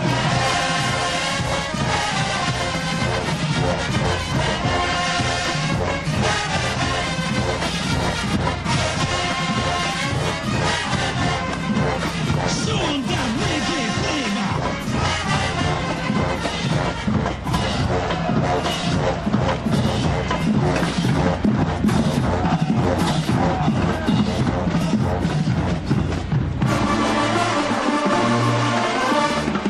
ASAP, ASAP, ASAP.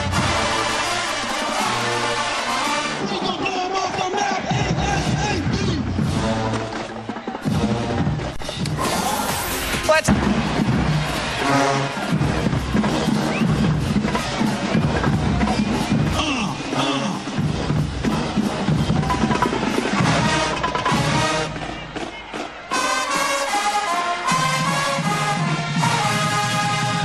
North Carolina, Charlie Neal, Kelly Stoffer with you.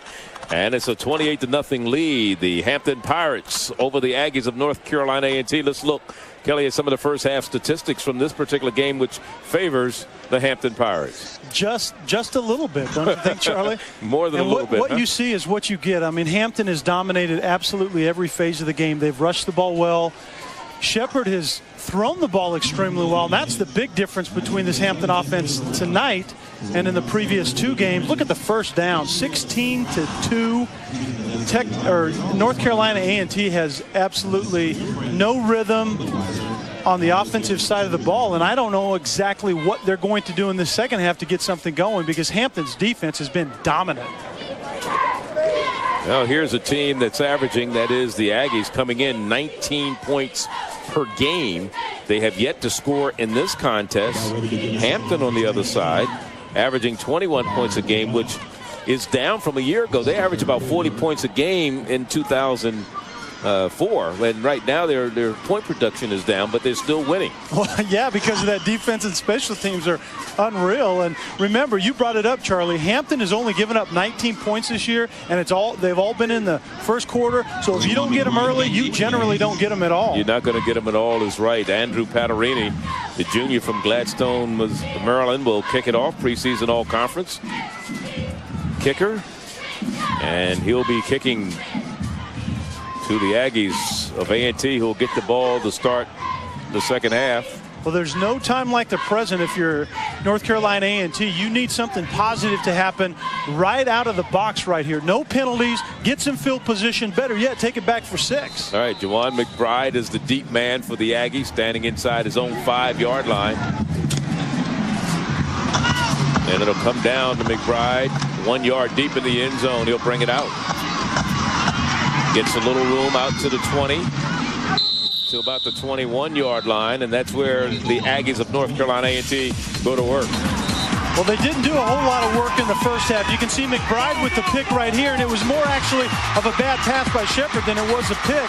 And Watkins comes into the game and gave them, once he got settled down, gave A&T a little life. Made some decent throws, made some bad throws because he wasn't fundamentally sound. But then Bannister squelches any semblance of life whatsoever by yet another play by the special teams. 5 possessions for the Aggies in the first half. The deepest penetration was their last possession before halftime when they got all the way down to the 20-yard line of Hampton University, but had a field goal of a 37-yard attempt blocked by Calvin Bannister. So that was the deepest penetration. It was actually the only time a whole evening that they've gotten across midfield. First down and 10. The ball at the 26-yard line.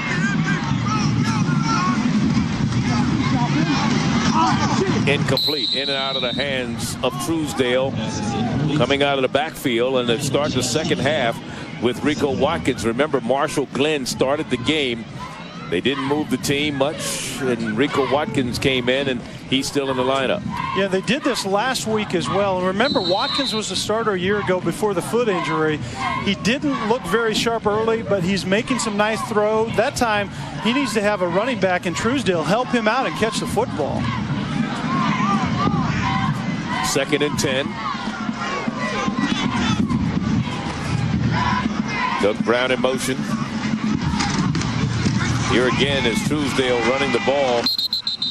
And at the bottom of that pile, big number 56 was there defensively to make sure it wasn't much running room for him.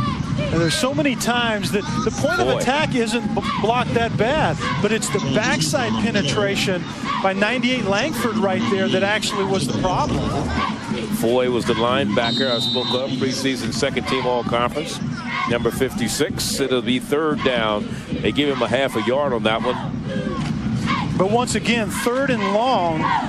A&T's 36% coming into this game, but they're only 2 for 13 when they're 6 or more on third down. 3rd and 9. You saw a shot of Marshall Glenn on the sideline. Watkins from the shotgun, rolling left.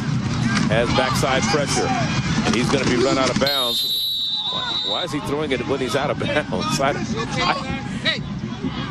He has not impressed me this evening. This is a fairly odd play. If you're going to be a quarterback and you're going to go out of bounds, go ahead and make it decisive and step out, but don't act like you're out of bounds and then take the hit. But actually, it didn't look like he was out of bounds. May not have been. Trusty actually caught that ball, didn't he? Yeah, he did. I would like to see another shot of his feet to see whether he was actually out of bounds. Because he sure looked like he was, yeah. He might have just been doing a good job of keeping the play alive. Here is Dominique Brown punting it away. There's a nice punt. Fair catch, no. McDaniel trying to get to the left side, has a wall over there. But there's a lot of dark jerseys on that far side. Cuts it back to the middle of the field, and he's brought down from behind at about the 44-yard line. But there's a penalty flag sitting right across midfield. Let's see if he's in bounds. We're talking about Rico Watkins on that pass play. Yeah, watch his feet. I mean, he trying to keep the play alive. He's actually in bounds. The official is standing right there, but there's a pile of bodies, and it didn't look like from that angle that he was out of bounds. And Trusty was gone. That was actually a completed pass. Absolutely it was.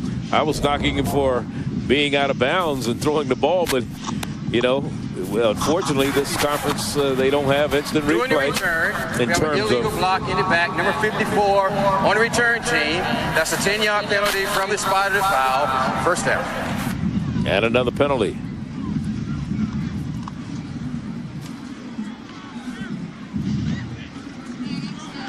Let's take a look at what Hampton has done. And it doesn't matter whether it's Coleman to the outside, finding the end zone right there. Very nice blocking, or give it to Daniels, number 28. The same result, very quick feet, very good vision, a lot of yards after contact, and then a little trickeration. The flea flicker, you forgot to cover number 2. McDaniels, who easy touchdown, and Shepard is very sharp tonight. The passing game is really the big difference. And we have a new quarterback, Antoine Smith, in the lineup for the Pirates of Hampton University, and he hands it off immediately. And he picks up as the running back, gets the ball. That is Coleman across the 40 to the 41-yard line. For Montre Jackson came up to make the stop, but here it's a great story. The young man Antoine Smith started his first game as a member of the Kent State squad back in 2004 against Iowa, and threw for 114 yards. Came in here and had a big game last week against Howard University. It'll be second down, correction. 2nd and 6 after the 4-yard gain. And here's Coleman again. Takes the leg, gives it to you, then takes it away, doesn't he? But his mom was there at Howard last week when they played, and I'll tell you, he got a chance to see her. They were waiting for him to do some interviews afterward. He got caught up in the locker room. Him and his mom, and they're both crying about him playing. She's got a chance to finally see him play. The very first time, can you imagine that? At the college level is the first time that you've had an opportunity to see your son play. And, you know, that's what college football is all about, is stories like that. But we knew. Yeah, because it's not almost about X's and O's. Absolutely. We knew Smith was going to play today. They want to keep him sharp because generally in a season you need 2 quarterbacks. And here's a pitch back. Ardell Daniels doesn't get away this time, and right there to make the stop was Shamar Milton. Milton came in from the linebacker spot. He's a co-captain on the defensive side of the ball. But look how many guys for North Carolina are pressuring the line of scrimmage. We already see that adjustment. My question is why Alonzo Lee, the defensive coordinator for North Carolina A&T, did not make that adjustment earlier. A ton of guys on the line of scrimmage. Yeah, they didn't want to open it up for the passing game, apparently. So I guess it's a matter of picking your poison. 3rd time today that Muro has punted. This is a 4th down. Corey.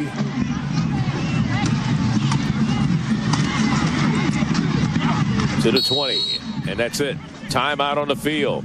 11:06. We're in the 3rd quarter. It's still 28-0 the Pirates.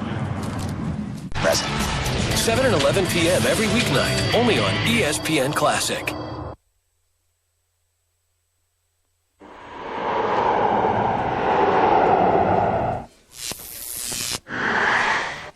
Back here in Greensboro, North Carolina, 28-0. Hampton over the Aggies of North Carolina A&T. Princeton Shepard with the headphones on the sideline. Probably have seen all the action he's going to see today. 9 of 15, 156 yards, pair of touchdowns, 1 INT. Wasn't costly to them, though. Princeton Shepard, the young man who has been the quarterback of record today from Columbia, South Carolina, the senior. Right now, the blue and gold state of mind has to get something going here. Here's Rico Watkins, low snap, picks it up. Left-handed quarterback throws it, has it complete on the near sideline, and he gets it up to Joshua King, the big tight end. He's a senior out of Pine Forest High in Fayetteville, North Carolina. And he picks up some pretty good yards up to about the 25-yard line, a gain of 5 yards on the play to be 2nd and 5. It's a nice job by Watkins that time. Just set your feet and throw. If you're not getting good protection, one of the things that you have to learn as a quarterback is you have to get the ball out on time. That can help your offensive line a great deal, and that time he did it. 2-man route, tight end goes and turns around and catches it on his numbers. 2nd down 5 right now. Rolling the opposite way, has it out of the backfield to Chaz Dawson, and Dawson has a 1st down across the 35 to about the 37-yard line. So Ken Schofield putting it together from the offensive side, calling the plays. This is very difficult for a left-handed quarterback to roll to his right, but he makes a very accurate pass. Fundamentally, it wasn't the prettiest thing you've ever seen, but the result is great. Throw the ball on time, hit Dawson in the flat, and make a big play and another 1st down. They need a drive to get some life here if you're North Carolina A&T. Kinsley Dugan made the stop defensively for the Pirates of Hampton University. Under 10 minutes to go here. We're in the 3rd quarter. Still 28-0. This time running with reckless abandon again is Truesdale. Truesdale gets close to another 1st down marker, gain of about 8 on that run up to the 45. And watch the hit and listen to it. They're popping the leather, aren't they? Yeah, I'm glad we're up here. Number 7, Marlon Fair, flying up from his safety position. A gain of 8. 2nd down and 2.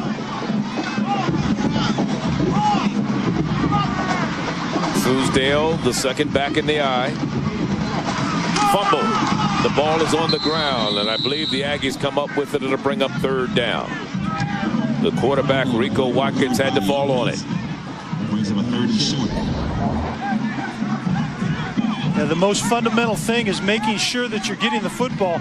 But when number 52, Justin Durant, is sneaking up in that A gap right between the center and guard, as a quarterback, you have a tendency to want to get out a little soon, and that's what Watkins did that time. It is 3rd down and 2. Aggies of A&T down 28 points right now.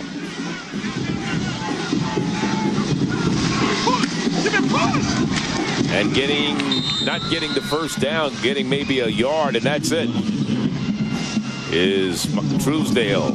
Short by a yard. Let's go back to the U studio and Mike Hall. Charlie, the Utes strike first. Utah with a 10-7 lead here in the second half. Brian Johnson's going to keep it. Quarterbacks must love that. Yeah, I know it. He didn't see anything off the left side. Reverses field for an easy walk-in. Nice little rollout. Makes it 17-7. Utah with the lead on the road. Still early in the 3rd quarter. Charlie? Oh, thank you very much. And they're going to go for it on 4th down. 4th and 1 on their side of the midfield stripe. The quarterback bobbles the ball, fumbles it, and is picked up by Truesdale. What a play. Truesdale still on his feet. Inside the 20 and out of bounds inside the 15-yard line. Finally driven out by Kyle Whitehurst. What a chain of events. Do we have any flags? We don't have flags. They're going to talk about whether the fumble can be advanced, but this ball was loose. It was a botched center-quarterback exchange right there, and that ball's live. Nobody had possession of it. You can pick it up and do what you want with it, and Truesdale did a great job. Play was ruled as a muff snap. With a muff snap, 4th down rule. In effect, any player can pick up and advance that muff snap. First down. Good call. So you heard the referee, Preston Harding, explain that muff snap, 4th down, any player can pick it up and advance it. So we get a big advance. Coach Taylor obviously does not see it that way. I believe the officials got it right. 43 yards. And that's the longest play from scrimmage by the Aggies so far. Bill Taylor not agreeing with it. The only thing that Coach Taylor could be trying to convince the officials of is whether the quarterback had the ball initially and was his knee on the ground. And well, no one had possession, so it doesn't matter if the knee was on the ground, I don't believe, Charlie. But he never has it. A muff snap. No, he didn't have it. Never had it. A muff snap can be advanced. Now, if he secures the handoff, nobody's and had turns it. around The ball and tries to give it to a running back, then it's questionable whether it can be advanced or not. But the way the play, as you look at it there, the ball was laying on the ground, and it was never in possession of the center. I mean, of the quarterback. Right. After the center snapped the ball. Joe's trying to keep that shutout going. That's what he's concerned about. He's trying to keep those zeros on the scoreboard. Well, let's get back to the plus, you know, the red zone right here in the plus 12. Watkins has to anticipate and expect pressure from this Hampton defense, because every time that either A&T has been driving the football or getting close inside the plus 20 territory, they give a lot of pressure. Watkins has to handle it better than he has the trips down here before. 1st and 10 at the 12 of Hampton. Best field position of the night for the Aggies. That was a 43-yard run by Truesdale, his longest of the year. The previous was 21. 1st down. Movement. Left guard. He was getting ready to pull Chris Gates before the ball was snapped. I knew where I was going. I think that play was going to the left. It was Number 62 to the right. on the right. It's a 5-yard penalty. Yeah. 1st down. Just as the quarterback wants to get out from underneath the center when a linebacker is getting on him. Big number 62, Christopher Gates, and it isn't like he's a wily vet. He's a 4-year starter and has only missed 4 games in his entire career. But even those guys, the veterans, get a little anxious. As you saw a shot of George Small, he's the head coach at Kentucky State, won the first ever Pioneer Bowl Division II.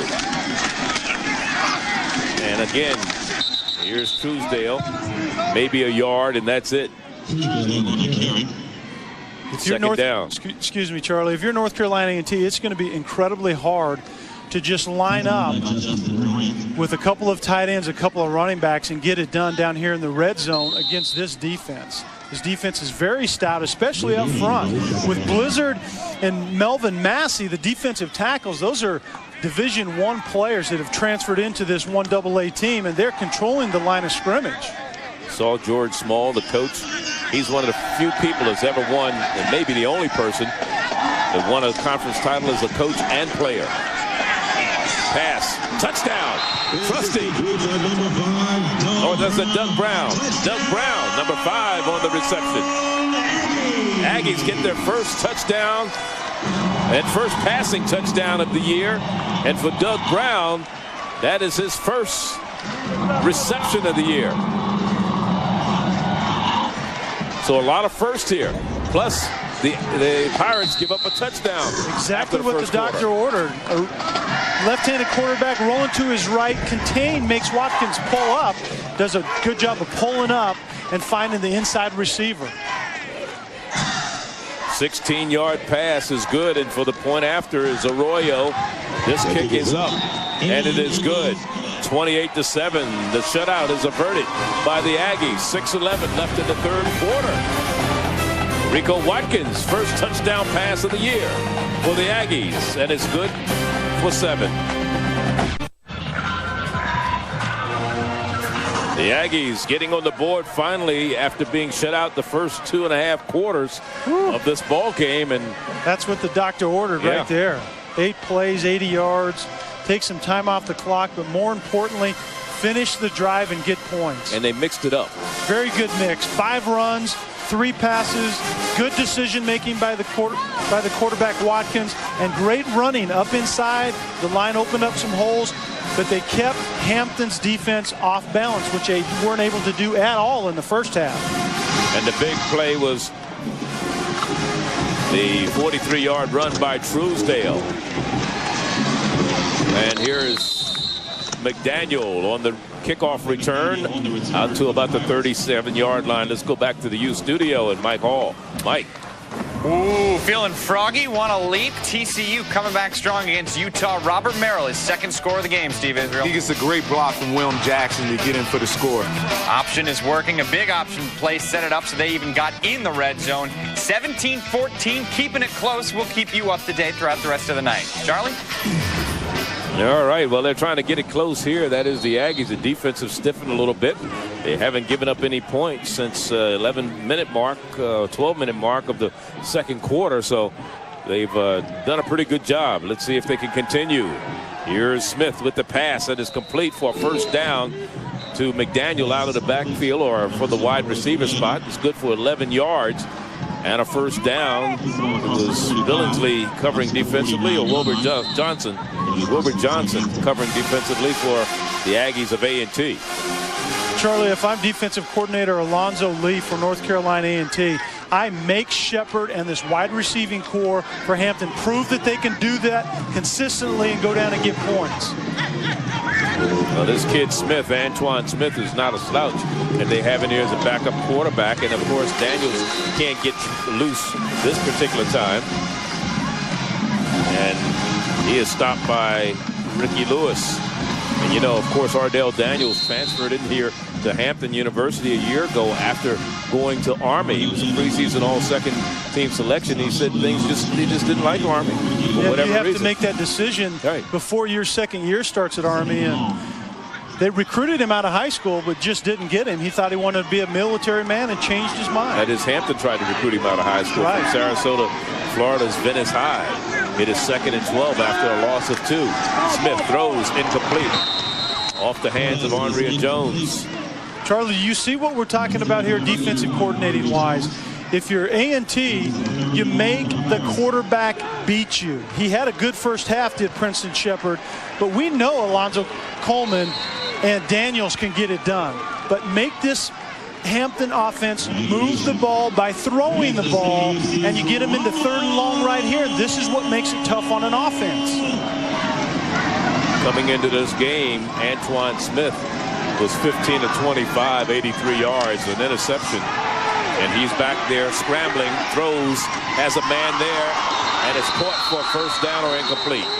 It would have been a first down had McDaniel been able to hold on, but Wilbur Johnson made sure he didn't hold on. He knocked that ball all the way, knocked him into the next county, huh? Oh, absolutely. It would have been a catch if this strong safety, number 27, Johnson, doesn't come flying up, right? You have a catch? No, you don't. Right there. Introduce himself to Mr. McDaniel, and a little bit more pressure on the quarterback. So from their own 47-yard line, that'll bring in Cameron Muro, and he'll punt it away. His 4th punt of the night.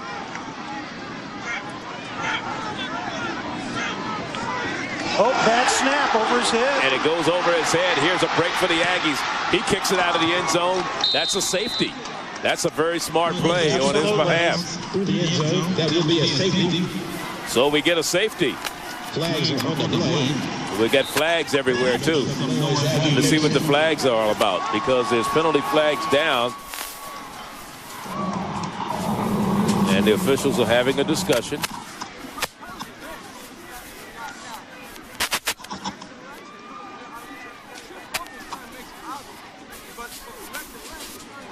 Illegal kick. What we have is an illegal kick. There you go. Options are they could take the results of the play, which is a safety, or they could take a 15-yard penalty from the spot. Now, that's a very interesting. Automatic first down. That's a very interesting predicament to be in. Do I take the 2 points? I'm going to get the ball back anyhow. Or do I take the results of the play with a 15-yard penalty? What I would go you do? by the old adage, never take points off the board, regardless if they're 2s or 3s or 6s or 7s or 8s. Ones, it doesn't matter. You don't take them off the board. And right here, I think you take the 2 points, and then get the they ball have back. to get the free kick, and they're going to get decent field position anyway. Just look at Moreau, I mean, that isn't even close. Launched it over his head. But this is a smart play. In disastrous situations, this is exactly what the young man is taught. And once again, Hampton special teams being well coached. The punter right there, Moreau knew exactly what to do. Cameron Muro, the veteran. Listen. We have an illegal kick on Hampton. Half the distance to the goal. Loss of down. First down, A&T. They took the points off the board. Would you believe that? It's kind of like Price is Right. You know, do you want what's behind that, door number 1 or door number 2? And I think that's a great decision by Coach Small right there. Very smart. You're going to get the ball back at the 6-yard line. Actually, I thought they did it the other way around. My fault. I don't agree with the decision. So they get the ball at the 6-yard line. I think you take the points, you get the free kick, you get the ball in great field position, probably the 50-yard line or better, with any semblance of return whatsoever, and then you go in and make this happen all over again. Well, they get the ball at the Hampton 6. The last time they were down here, which is just a couple minutes ago, they got it into the end zone. Now they're going to probably spend a timeout because they're having a little problems seemingly getting their self together offensively. The only other part of the equation what Coach Small may be thrown into the situation here is how well his offense put the ball down the field the last drive. They're in rhythm. This defense for Hampton is off balance for the first time all evening. That's okay. You're still going to get the ball back. But maybe it's one of those situations that you say, you know, let's get where the getting's good and try to get another 7 on the board right here. Well, they could have gotten 9 on the board, possibly. Possibly.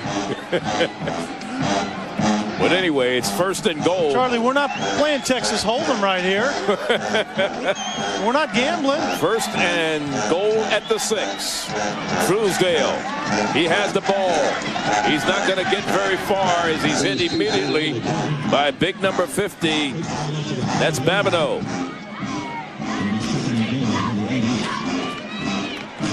And Babineau, number 50, comes off the edge, and that's an area that North Carolina A&T has not blocked well most of the evening. The edge, whether it's been a defensive end or an outside linebacker coming for Hampton, A&T has been one step slow getting that block. No gain on the play. 2nd and goal at the 6. Again, Truesdale's a second back in the eye. The up back blocking is Trey Green. Option to the left side. The quarterback, Rico, gets maybe back to the line of scrimmage, maybe a yard to the 5, and that's it. 3rd and goal. Watch Chris Carruthers. Very nice play. You can see the slow play, taking away the pitch. You think you have a lane, but when you have a defender like number 52, Justin Durant, who runs a 4.5 and can get from one place to another very quickly, there isn't as much room inside, Charlie, as you thought you might have. Aggies decide they're going to call a timeout. Rico Watkins comes over to the sideline. 3rd and goal when we come back, facing the Aggies of A&T. They'll be at the 5-yard line of Hampton. Can they convert? Here for you, here with you.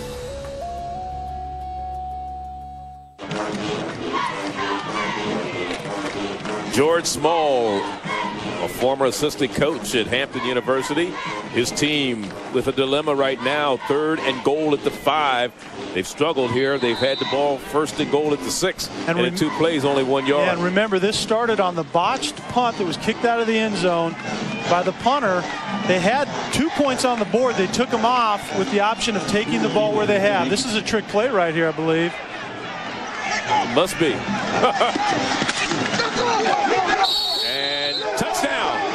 The field judge or line judge signaled it was a touchdown, and it was being run in by Truesdale.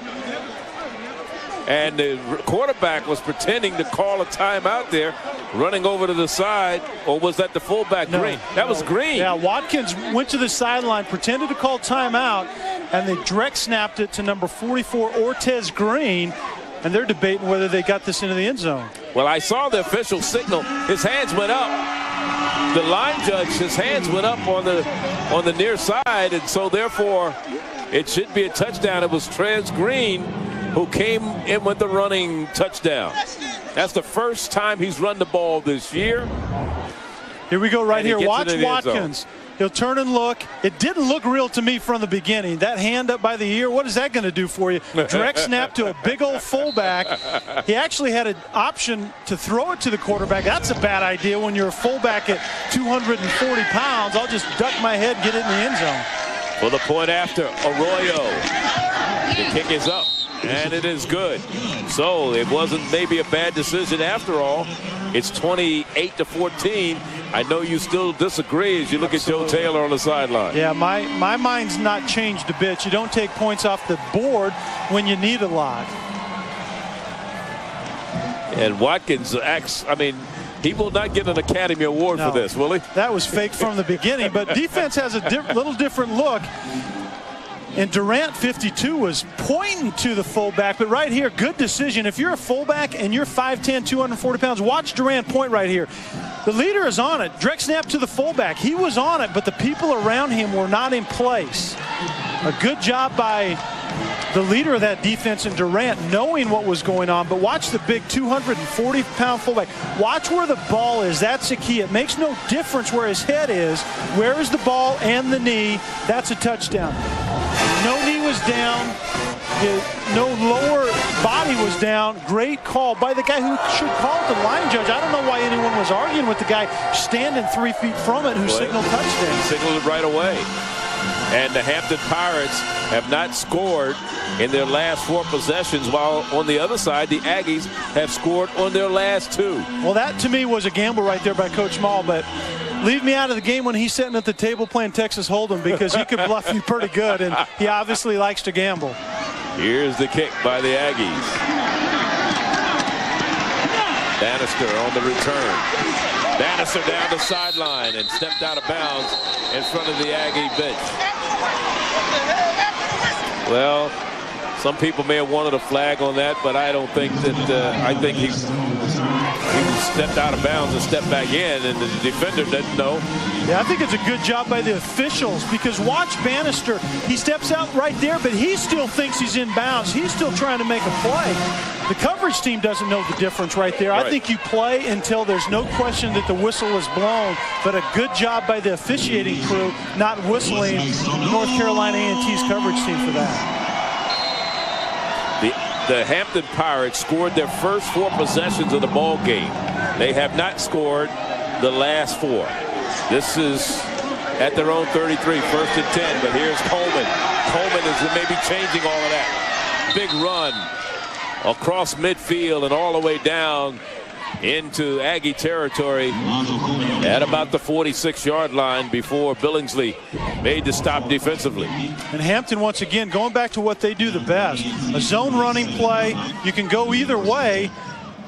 And then Coleman, obviously, number 22, knows what to do with it. But Hampton has said, hey, let's get serious here and go back to what we do best and start hammering this A&T offense with our running game, or defense with our running game. That was 21 yards for Mr. Coleman. He had 96 before this run. Don't forget, tomorrow night, 7:30 Eastern on ESPNU.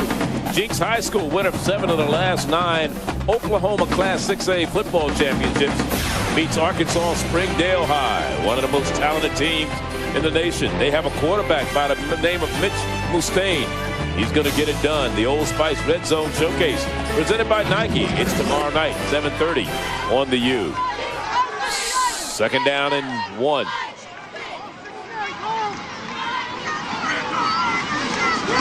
Daniels does not get the first down. Brought down by big number 47 there. And that is, or 43 rather, Shamar Milton, the linebacker, on the stop defensively. Well, this will be an interesting decision by head coach Joe Taylor. You really have zero momentum in this game. Is this only 3rd down? It's his 3rd down.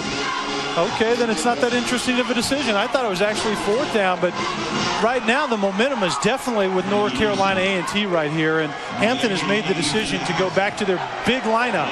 Double tights, a single back, 2 wides, and try to pick this one up. Actually, it's the last 4 possessions. This one ended in an interception, and they will not get the first down. It'll bring up 4th down. Led by Ricky Lewis. He led the charge of the Aggies defense. Now it's an interesting decision. And I don't think it's any decision at all. Bureau's coming in. Yeah, Bureau's coming in. The question is whether we're going to get the adventure of the snap again. The pressure up front by the front 8 for North Carolina A&T. This is what we needed to see in the first half. Pressure the line of scrimmage. Step number 1, take the running game away and see if Hampton can beat you with the passing game. Let's make sure. Let's see if our long snapper is going to get it right this time for the Pirates. That's Kinsley Dugan, defensive player on the offensive side of the ball. Bureau gets it off this time. They're trying to down it before it goes in the end zone. It's going to go out of bounds at about the 4 or 5 yard line. So he did his job. It wasn't his fault what happened on the previous punt, but this one he made up for it. Yeah, this is going to be the test for North Carolina A&T's offense right here, Charlie. In a backed up situation around the -4 inside the shadow of their own goalpost, and this is exactly the way Hampton wins football games. They establish field position with great special teams, very tough defense, and then the defense generally holds that position. It's up to this offense right here, Watkins and company, to get some first downs, at least create field position, and ultimately, hopefully, get some points. Final seconds of the 3rd quarter.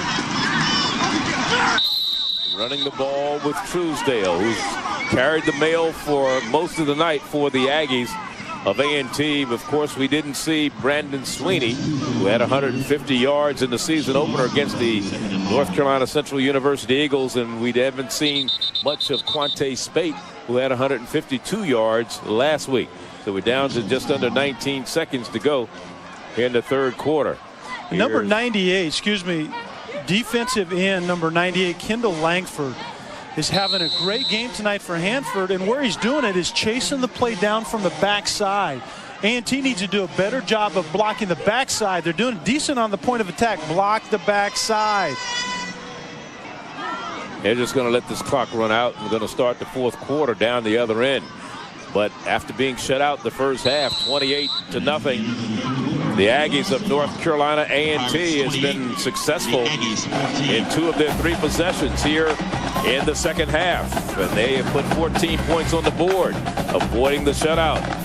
And they are trailing by 2 touchdowns right now, 28-14, as we go into the 4th and final quarter here on primetime Thursday night from Greensboro.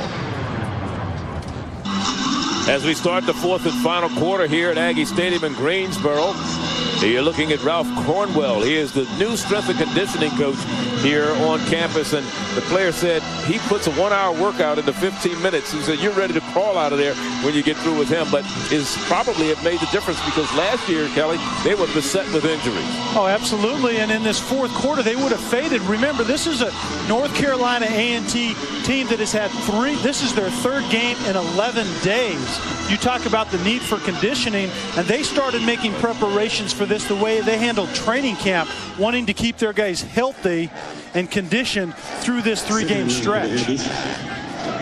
Players call him Goldberg because of his size. Maybe they meant iceberg. Watkins throwing it down the sideline on the near side, and he goes out of bounds a little bit too far, intending it for Curtis Walls, the intended receiver there. Yeah, and I really like the play action pass in this situation. If you don't hit it, you end up in 3rd and long and backed up in your own end zone like they are right now. But what I didn't like is it was only a 2-man route, and one of them was on a go route against press coverage with the safety over the top, which is the one that Watkins ended up throwing too late. Now, what is press coverage over the top? Well, a corner rolls up on the wide receiver. The corner rolls up on the wide receiver, and then the safety slides over the top about 15 to 20 yards deep to help him. If you're going to only send 2 guys out, that's not the single guy you want to go to. All right. 3rd down and 12 facing the Aggies deep in their own territory. The ball is at the 2. Quarterback Watkins just about gets out of there. They're not calling a fumble, I don't believe. Nobody. I don't even hear a whistle blow. Now let's see what's happening. The officials are getting together talking about it. No, this call should be down. Ball on about the 1-yard line. He reaches over and the ball hits the ground. 4th down. It should not be a fumble. It is not. Nor should it be a safety. Because the knee came down before the ball came loose. So it's 4th down.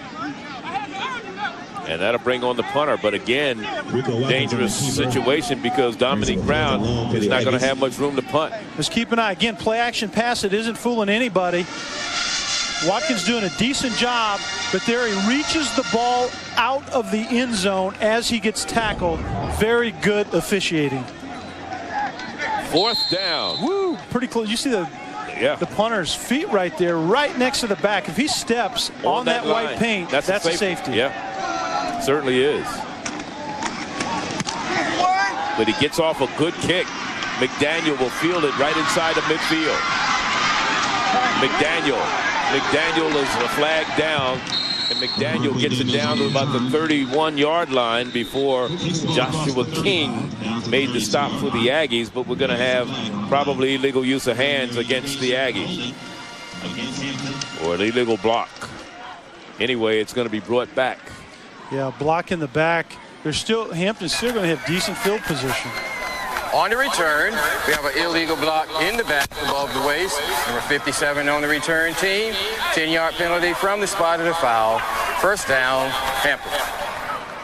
But they're going to get it in A&T's territory, even with the penalty. Wow, what a difference a half makes.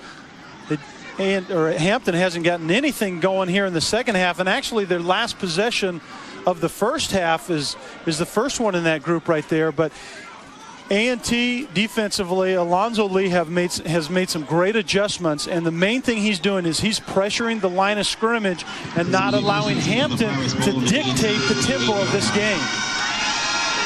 You're right. Antoine Smith looking for Faulkner. That was a push-off, offensive, if anything, but they didn't call it. They pushed the defender down. Faulkner did. Yeah, Derek Faulkner, number 8, pushes number 19, the defensive back Weaver for North Carolina State, that was covering on that play. And they had 2 officials, one over the top, one behind, looking right at it. I'm amazed that penalty wasn't called. But once again, Charlie, you have North Carolina A&T pressuring the line of scrimmage. That time, 8 guys up. Everyone that's not covering a wide receiver is getting around the football in the line of scrimmage. From the shotgun. That may have been intentional grounding. No question about it. Let's go back to the U in the studio with Mike Hall. Quarterback, he was not out of the pocket when he threw the ball into the ground. It's a loss of down. at that spot. Look at that. And see, that's the big thing, Charlie. It comes with not only the penalty and yardage, but it comes with the loss of down. It's 3rd and about 25 right now, and obviously no offense is proficient at picking up 3rd and 25. And remember, this drive started at the A&T 49-yard line. They're all the way back to their own 36, 37. Antoine Smith. He's going to let it fly. And it goes incomplete. Intended for Andrea Jones. Darren Thomas. Theron Thomas on the coverage, and we saw Weaver, number 19, on this other side. And that's what I'm saying, Charlie. I think Alonzo Lee, I don't know if he wasn't confident in his defensive backs where he could put guys on the line of scrimmage and send those guys out man-to-man, but they've actually done a terrific job when they put in man-to-man situations. This defense hasn't covered well when they've been in zone coverages, but man-to-man situations, pressuring the line, they've done great. From their own 37, Cameron Muro will punt.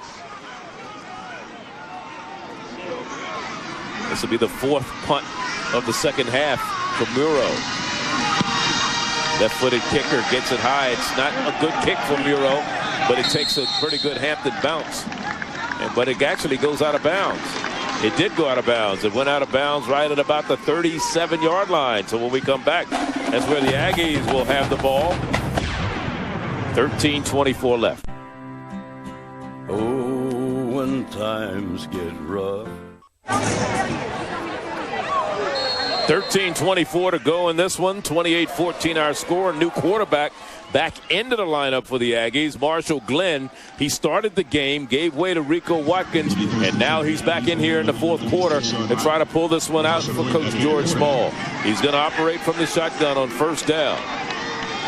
He's a right-hander. Has it complete. First pass, good for 4 yards. Up to the 40-yard line to the tight end. That is Joshua King.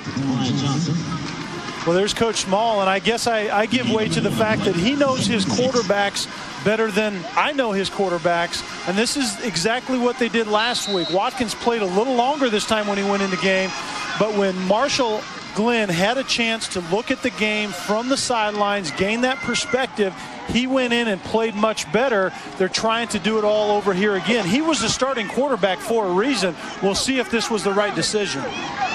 It is 2nd and 6 after the completion.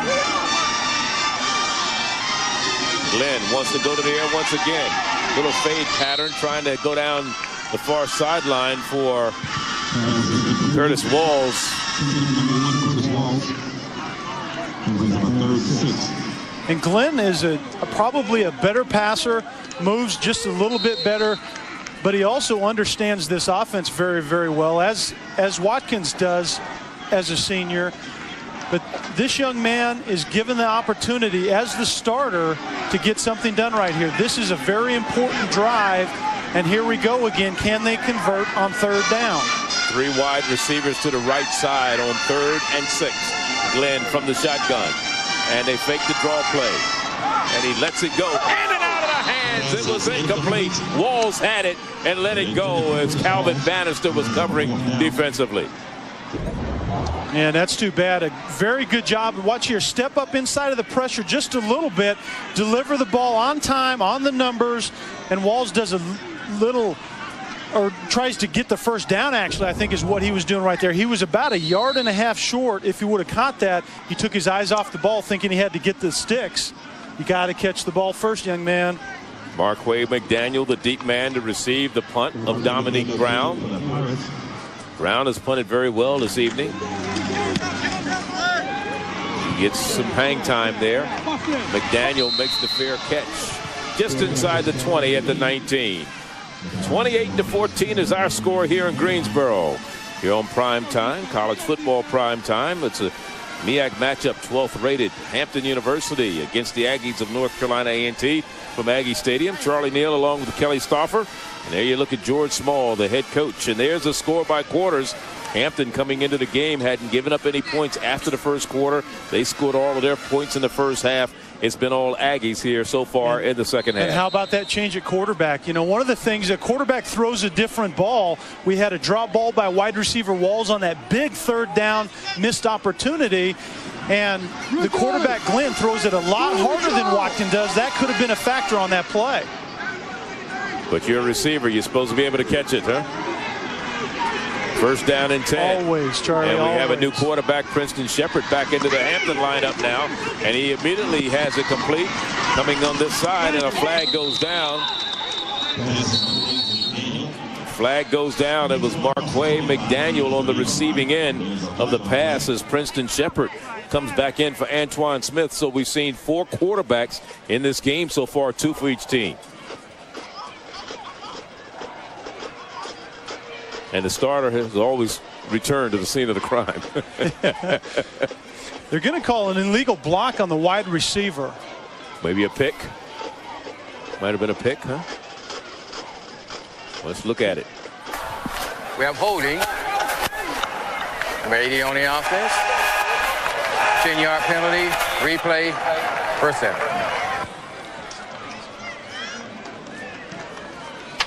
Jimmy Hester. You can see it at the bottom of the screen right there. Was doing a very good job, number 80, Jimmy Hester, initially, but as the defensive back started to get by him, right there is when you saw him grab the leg with his left hand. Yeah, look at that. That's amazing. That's a, I don't know if that stat is right, 155 in penalties? Yeah, they came into this game as the 3rd most penalized team in the Mid-Eastern Athletic Conference. And here is Shepard rolling to his right. Has some room, stops and throws, but there's nobody there. Nobody's home. Good decision. Let's go down to Mike Hall in the U in the studio. Mike.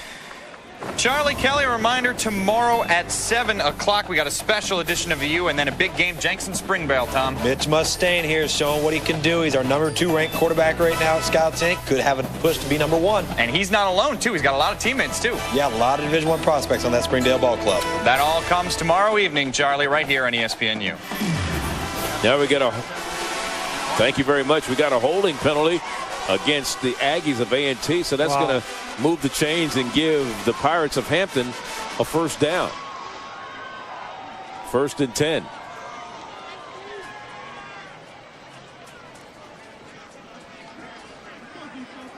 I'm not sure that they know yet what's going on. I believe it was on a defensive back. It was holding. Outside on a wide receiver.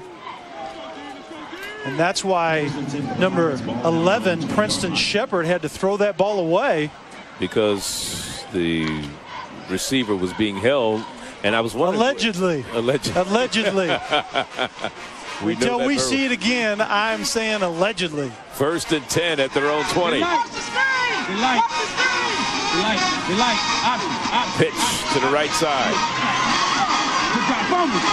I'll tell you, these running backs from Hampton can make something out of nothing. I mean, here's Daniels. He was wrapped up, and they would not let him get outside, and he cut it back and still managed to gain 3 or 4 yards. Well, the average running backs get something when you block it well. The good running backs get something when there's nothing. He should have been tackled right there, and he still makes a positive play. 3 yards, which could be huge on 3rd down if they don't pick it up right here. And it is 2nd down and 7. We're down to the 11:05 mark of the 4th quarter. The Aggies trailing by 2 touchdowns. Hampton has the ball.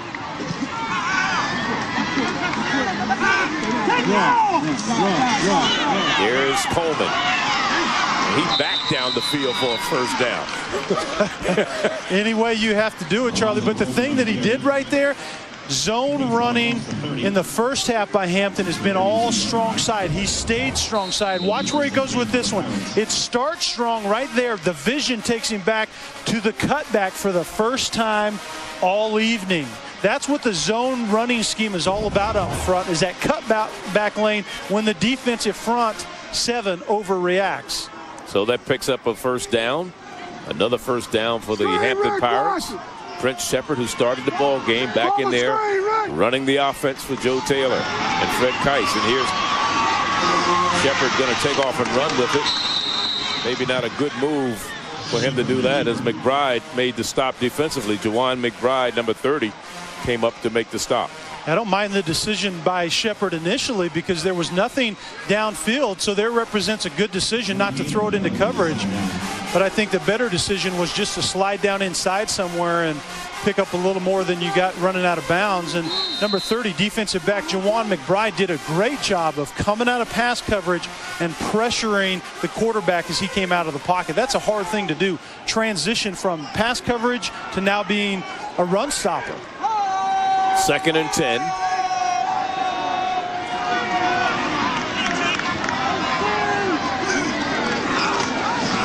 And here's an option to pitch back. First down is gained, and the Pirates continue to move the chain, and more importantly, let time tick off the clock. This time again is Coleman. Larry Harrison making the stop defensively for the Aggies. Number 96. And it really isn't, Charlie, anything fancy by Hampton right here. Just a quick option to the edge. Quarterback, take a step back, pressure it right there. Larry Harrison, 96 for A&T, is the edge coverage, the edge defender that just simply is not fast enough to cover the quarterback or when Coleman gets the ball running the football. It wasn't a first down. It's a third. It was 2 yards shy. So Daniels is in there to try to pick up the first down. Fullback's moving, and we're gonna get a flag. We're gonna get a false start. Somebody may have moved in the line because the backfield, the fullback Curtis Lewis, was the man who was starting in motion. Prior to the snap, we have false start on the offense. Number 84, the 5-yard penalty. Replay, 3rd down. And they call it on one of the up guys, the tight end, Winston Hill. It's not on the man that was in motion. They got it on the tight end. The last guy on the line of scrimmage right there, the tight end, just a little flinching. Yeah, but that's a good call. That's all it takes, absolutely. Great officiating once again. This crew's done a good job tonight. Certainly have. So it's 3rd and 7 now, so that changes the philosophy offensively for Hampton University. Now they'll work from the shotgun. Shepard under pressure, still on his feet, trying to get there and will not. He'll be brought down right above across the 35-37 yard line. He needed to get down to the 47, and the stop was made by Billingsley. Wow, that was not only a big series, but that last play, denying that 3rd down conversion, was huge. Plus the offensive penalty didn't help him. No.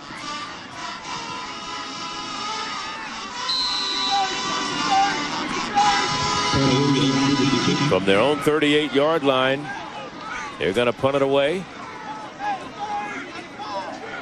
Cameron Muro.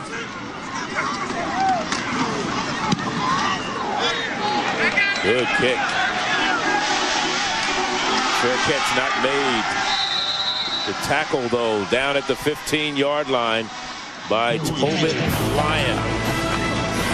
Here's that last play. Every time North Carolina A&T brings pressure, good things happen. We'll see if the offense takes advantage of it. Back here at Aggie Stadium, Charlie Neal along with Kelly Stauffer. 28-14 our score. The time remaining 8:43. Enrico Watkins back into the Aggie lineup. So this is the change of mind. Yeah, second time we've seen him. Kent Schofield, the offensive coordinator, going back to Mr. Watkins. Yeah, that's because that man right there, head coach Small, walked up to offensive coordinator Schofield and said, "What are you doing? Get the other guy back in, please." First down and 10. Watkins pass out of the backfield, has it complete, and it's Truesdale on the reception. Or is that the, no, that's Green on the reception. Green, who scored the touchdown. Again, Watkins, get your feet set. If you give Green the opportunity to run here, he has room in the flat to run this football. But a very good catch by a 240-pound fullback running away from the football, Charlie. That's pretty impressive. You know, you're talking about Marshall Glenn. He was one of the most highly recruited kids coming out of the state of North Carolina when he was a senior. Chris Leak and him were rated like 1 and 2 in the state. And Glenn just has never lived up to the expectations expected of him. He's a great kid, but he just hasn't panned out the way they thought he would. This is a 3rd down running play that puts the ball out to about the 27-28 yard line. Now go back, Charlie, to that catch by the fullback, Ortez Green, number 44, and how big that is right now, because that was a shoe duster, and he did a good job with a big body going down and catching the ball, and it puts him down into a third and manageable situation. Coming into this game, A&T was converting 36% of the time, but that number goes drastically up, 8 for 13 when it's 5 yards or less. And from the shotgun right now. Rolling to his left, throws incomplete. Doug Brown would not hold on, or could not, for whatever reason. It was in his hands. Yeah, that ball should be caught, especially when your team needs it right here in a huge situation, opportunity in this game to convert and move the chains. And you look at Coach Small there, and while we have a moment, Coach Schofield asked me to say hello to his mom, who's recovering from being a little ill out in Columbus, Ohio, Melba Cruz. So, Mom, get well. And son says hello. It'll bring up a 4th down punting situation again for Dominique Brown.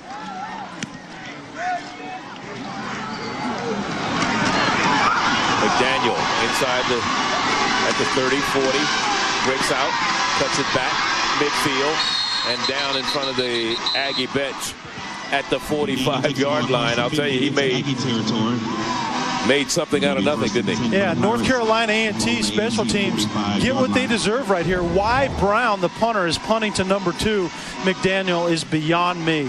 Punt it down the middle of the field and give one of the best return guys, punt return guys in 1AA. He's returned 11 punts coming into tonight, almost 24 yards a pop, and that's what he's done tonight. What is wrong with kicking the ball out of bounds over here to some of the assistant coaches or the cheerleaders or mom and dad sitting up into the stands? Charlie, could you tell me that? I do not get that.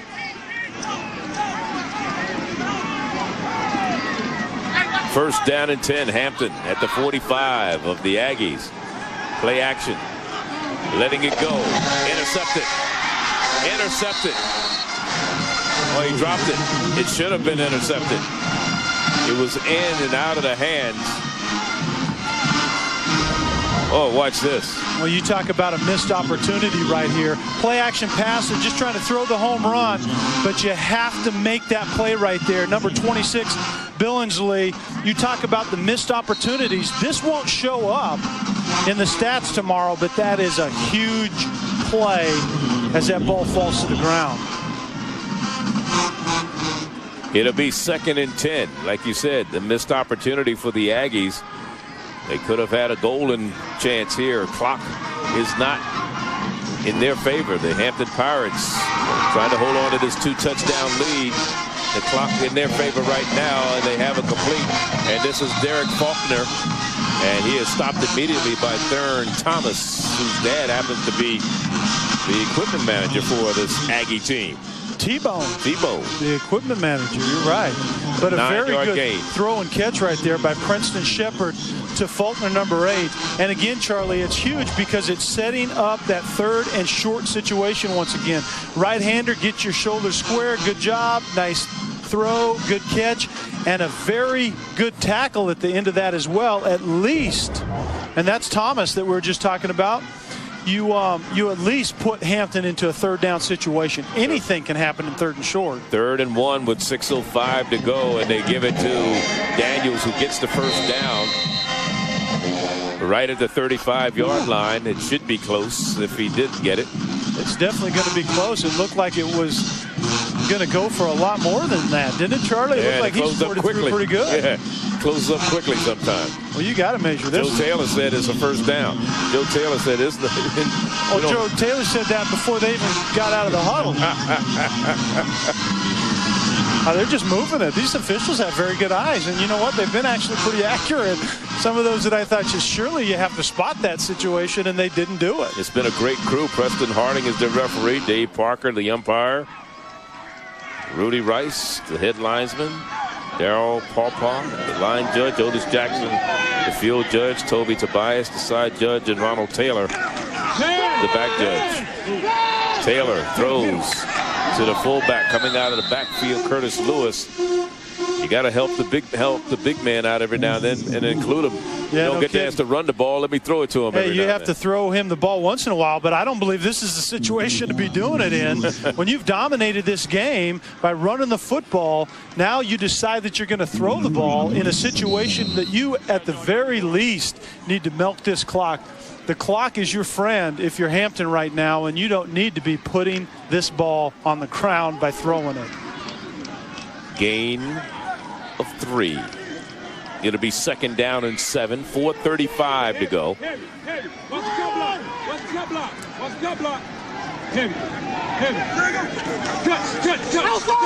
Here's Coleman trying to go left, and boy, he delivers a punishing blow to the defensive back. He did more damage to the defense of Theron Thomas than Theron did to him. Once again, Coleman kidding to the edge, something A&T couldn't do tonight. But watch this. Bam. The good running backs, Charlie, don't take punishment all the time. They dish it out, and Coleman's a good example of that. And Thomas, with his dad being the equipment man, he's going to have to go see his dad after that play right there. Get some more equipment, huh? Yeah, get some buckles on that helmet and maybe a new shoulder pad once in a while. It's a good man to know when you get popped like that. As 1st down and 10. Under 4 minutes to go, and this Hampton team pretty much has it in control right now in terms of keeping the clock running, as Ardell Daniels that time was the man on the carry. Shamar Milton on the stop defensively for the Aggies of A&T. And now we have a timeout. It's the referee's time because... Well, surely it's A&T's timeout. The official signal was his timeout. A&T has 2 left. And they're taking a timeout. We have a charge timeout. Well, there is a timeout on the field. 3:41 is the time remaining. The Aggies do call the timeout. 28-14 our score here at Hampton University. And Joe Taylor, one of the winningest programs in historically black colleges and universities. 488 now when you include this game. That 485 was coming in to the season. And Florida A&M was also up there along with Southern University. 160 yards is what the Aggies have been held to tonight. Hampton held Jackson State to 162 yards in their season opener. They held Howard to 66 yards in the second half a week ago. So their defense has risen to the occasion when they've had to. And minus 16 in the 3rd quarter against Howard a week ago as well, when Howard had 2 80-yard drives in the first half to take the lead in that game. Had the lead at halftime, actually, 12-7. It's 37th time these two teams have met. Hampton has a lead in the series, 19-15-2. Last year, the score was 51-24. Hampton forced 7 turnovers in that game and returned 2 kickoffs for a touchdown, and that win gave them the 1AA playoffs. Well, Charlie, right here, if you're Hampton, do you put this ball in the air? Nah. 3rd and 9? Nah, you got under 3 minutes to go. Absolutely. And if you do, you roll to one side and eliminate one side of the field for the quarterback. They give it to Coleman. Coleman was hit in the backfield and somehow slipped the tackle of Montre Jackson and still almost got to the 1st down marker. Montre Jackson comes in almost unblocked. And you talk about a running back getting skinny through a hole. That's getting skinny right there, Charlie. It's when you turn those shoulders sideways and get through the smallest holes that you can imagine for some pretty big men. So Patarini is on for the field goal. He's 4 for 6 in that department this year. He hit a 42-yarder. This one is up. It's long enough. And it is good. So 3 more points put on the scoreboard by the Hampton Pirates. And they increase it to 31-14 with 2:04 to go. And of course, here's the Mid-Eastern Athletic Conference. The Aggies, one of the original founding schools in the Mid-Eastern Athletic Conference. Their headquarters down in Virginia Beach, Virginia. Their commissioner, Dr. Dennis Thomas, who happens to be in attendance here tonight. And they have 9 Hall of Famers. That's NFL Hall of Famers that came out of this conference. 4 of them are from Morgan State. There was one, the last one to go in from the MEAC, Elvin Bethea, a product of this North Carolina A&T school. He went into the class of 2003. There was 4 from Morgan State, Rosie Brown, Lynn Ford, Leroy Kelly, and Willie Lanier. 2 from South Carolina State, which includes Deacon Jones and Marion Motley. They have 1 from Maryland Eastern Shore, Art Shell, who's working up in the NFL office now, and Larry Little, the former Miami Dolphin out of Bethune-Cookman. He went into the NFL Hall of Fame in the class of 93. So those are the 9 NFL Hall of Famers from pretty the impressive conference. Yes, it is. 28-yard field goal by Hampton University and Patarini.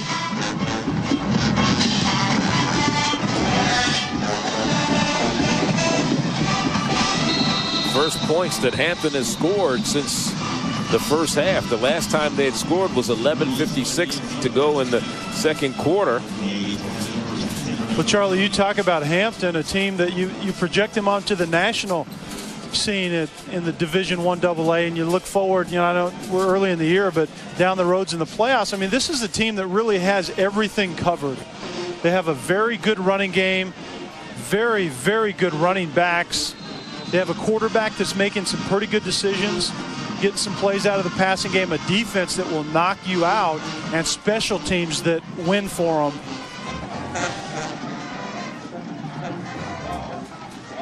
First down and 10 at their own 20-yard line. The Aggies down by 17 points right now. Rico Watkins is in there at quarterback. Don't forget the ESPN College Football Encyclopedia is the biggest, richest reference guide ever published in the history of college football. You can find the profiles, records, and fight lyrics of all 119 Division I programs, the Ivy League schools, and the most prominent historical black colleges dating back to 1869. It's available right now wherever books are sold. Right now is the second down facing the Aggies, and they have it complete on the far sideline for a first down to Brandon Trusty. Charlie, you read every page of that encyclopedia, haven't you? Actually, you are an encyclopedia. You don't have to read that stuff. I know my FedEx man had to put on an extra belt carrying that to my door. That thing is about 50 pounds. I thought it was a piece of furniture coming. That's everything you can imagine about this college football game. And that's a first down for the Aggies again as they keep the ball on the ground. Again, Brandon Trusty with the reception. Minute 44. Now you talk about, what is an Aggie? I don't know. I'm confused, to tell you the truth. I know it's not a bulldog, but yet that bulldog is named Aggie. The bulldog is named Aggie. That's right. And anyone who goes to this school, basically, to me, is an Aggie, being an agriculture and technological school in the beginning. So I'm kind of confused that they named the mascot that's a bulldog Aggie, and then they all rub him before the game. That's really confusing. It gives you good luck when they come out. Okay. That's the key.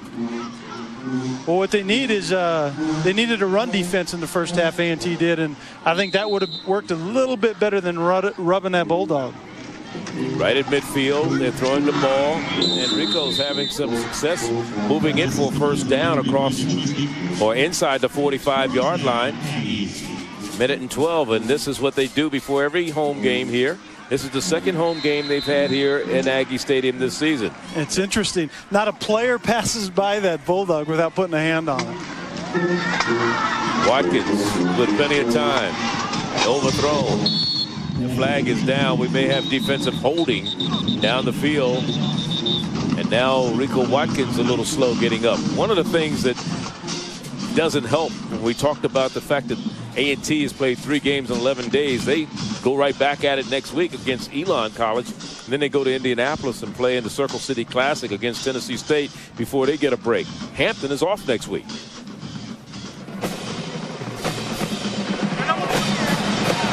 We have holding, number 38 on the offense. We got defensive pass interference, number 24 on the defense. Those penalties offset. We'll replay first down. Yeah, Charlie, you talked about A&T and their brutal schedule. But now they have 9 days until they play again. That's going to feel like an eternity, and it's going to give them a chance to finally get healed up for the first time this season. You know, when you have a short week and you have more than more than the normal amount of games in a short amount of time, it's hard to recover from those injuries that really aren't a big deal if you have 6 days or 7 days. But when you don't, man, they become nagging things and they slow your game down big time. Well, Hampton has, they don't play again till the 24th. So they have a pretty good schedule. 13 days. Here's a blitz and a sack. This is the first time this year that the Aggies quarterback has been sacked. And it was Fair that came in, Marlon Fair, number 7, coming up with the sack. And again, Watkins needs to be aware of this. Coming off the edge, it's a nickel blitz to your backside. You need to see that before you turn away. He may be in trouble once again, and he almost lost the ball. He almost lost the ball as he was trying to get away from Charles Robinson, number 58. There you look at the guys resting on the sideline. Whoops. And he had a receiver open right there, Dawson, but he had too much pressure to get the ball off. Well, we're down to the final 10 seconds of this ball game. Rico Watkins throws it, has it complete. And in the middle of the field is Truesdale. And that's going to end it here. And the winning quarterback for the Pirates of Hampton University, there he is, along with his coach. Now, I think Hampton's a real deal, don't you, Charlie? I think Hampton has everything that you need to not only have a good year, but do something once you get in the playoffs. Now, once again, the final score, 31-14. This has been a presentation of ESPN, the worldwide leader in sports. For Kelly Stauffer, I'm Charlie Neal. So long from Aggie Stadium. And we're going to take you back to the U and Mike Hall. Some of the action. Hampton, the 2 big running backs, Coleman and Daniels. They had a big night for the Pirates. Nothing less than what we expected. Again, glad you could join us. And we're going to go back to the U. We're going to go to the studio. Mike Hall, take it away. Mathis slips a tackle and takes it over the 30. Team in football that can survive with people having success straight up the middle against them. No matter what.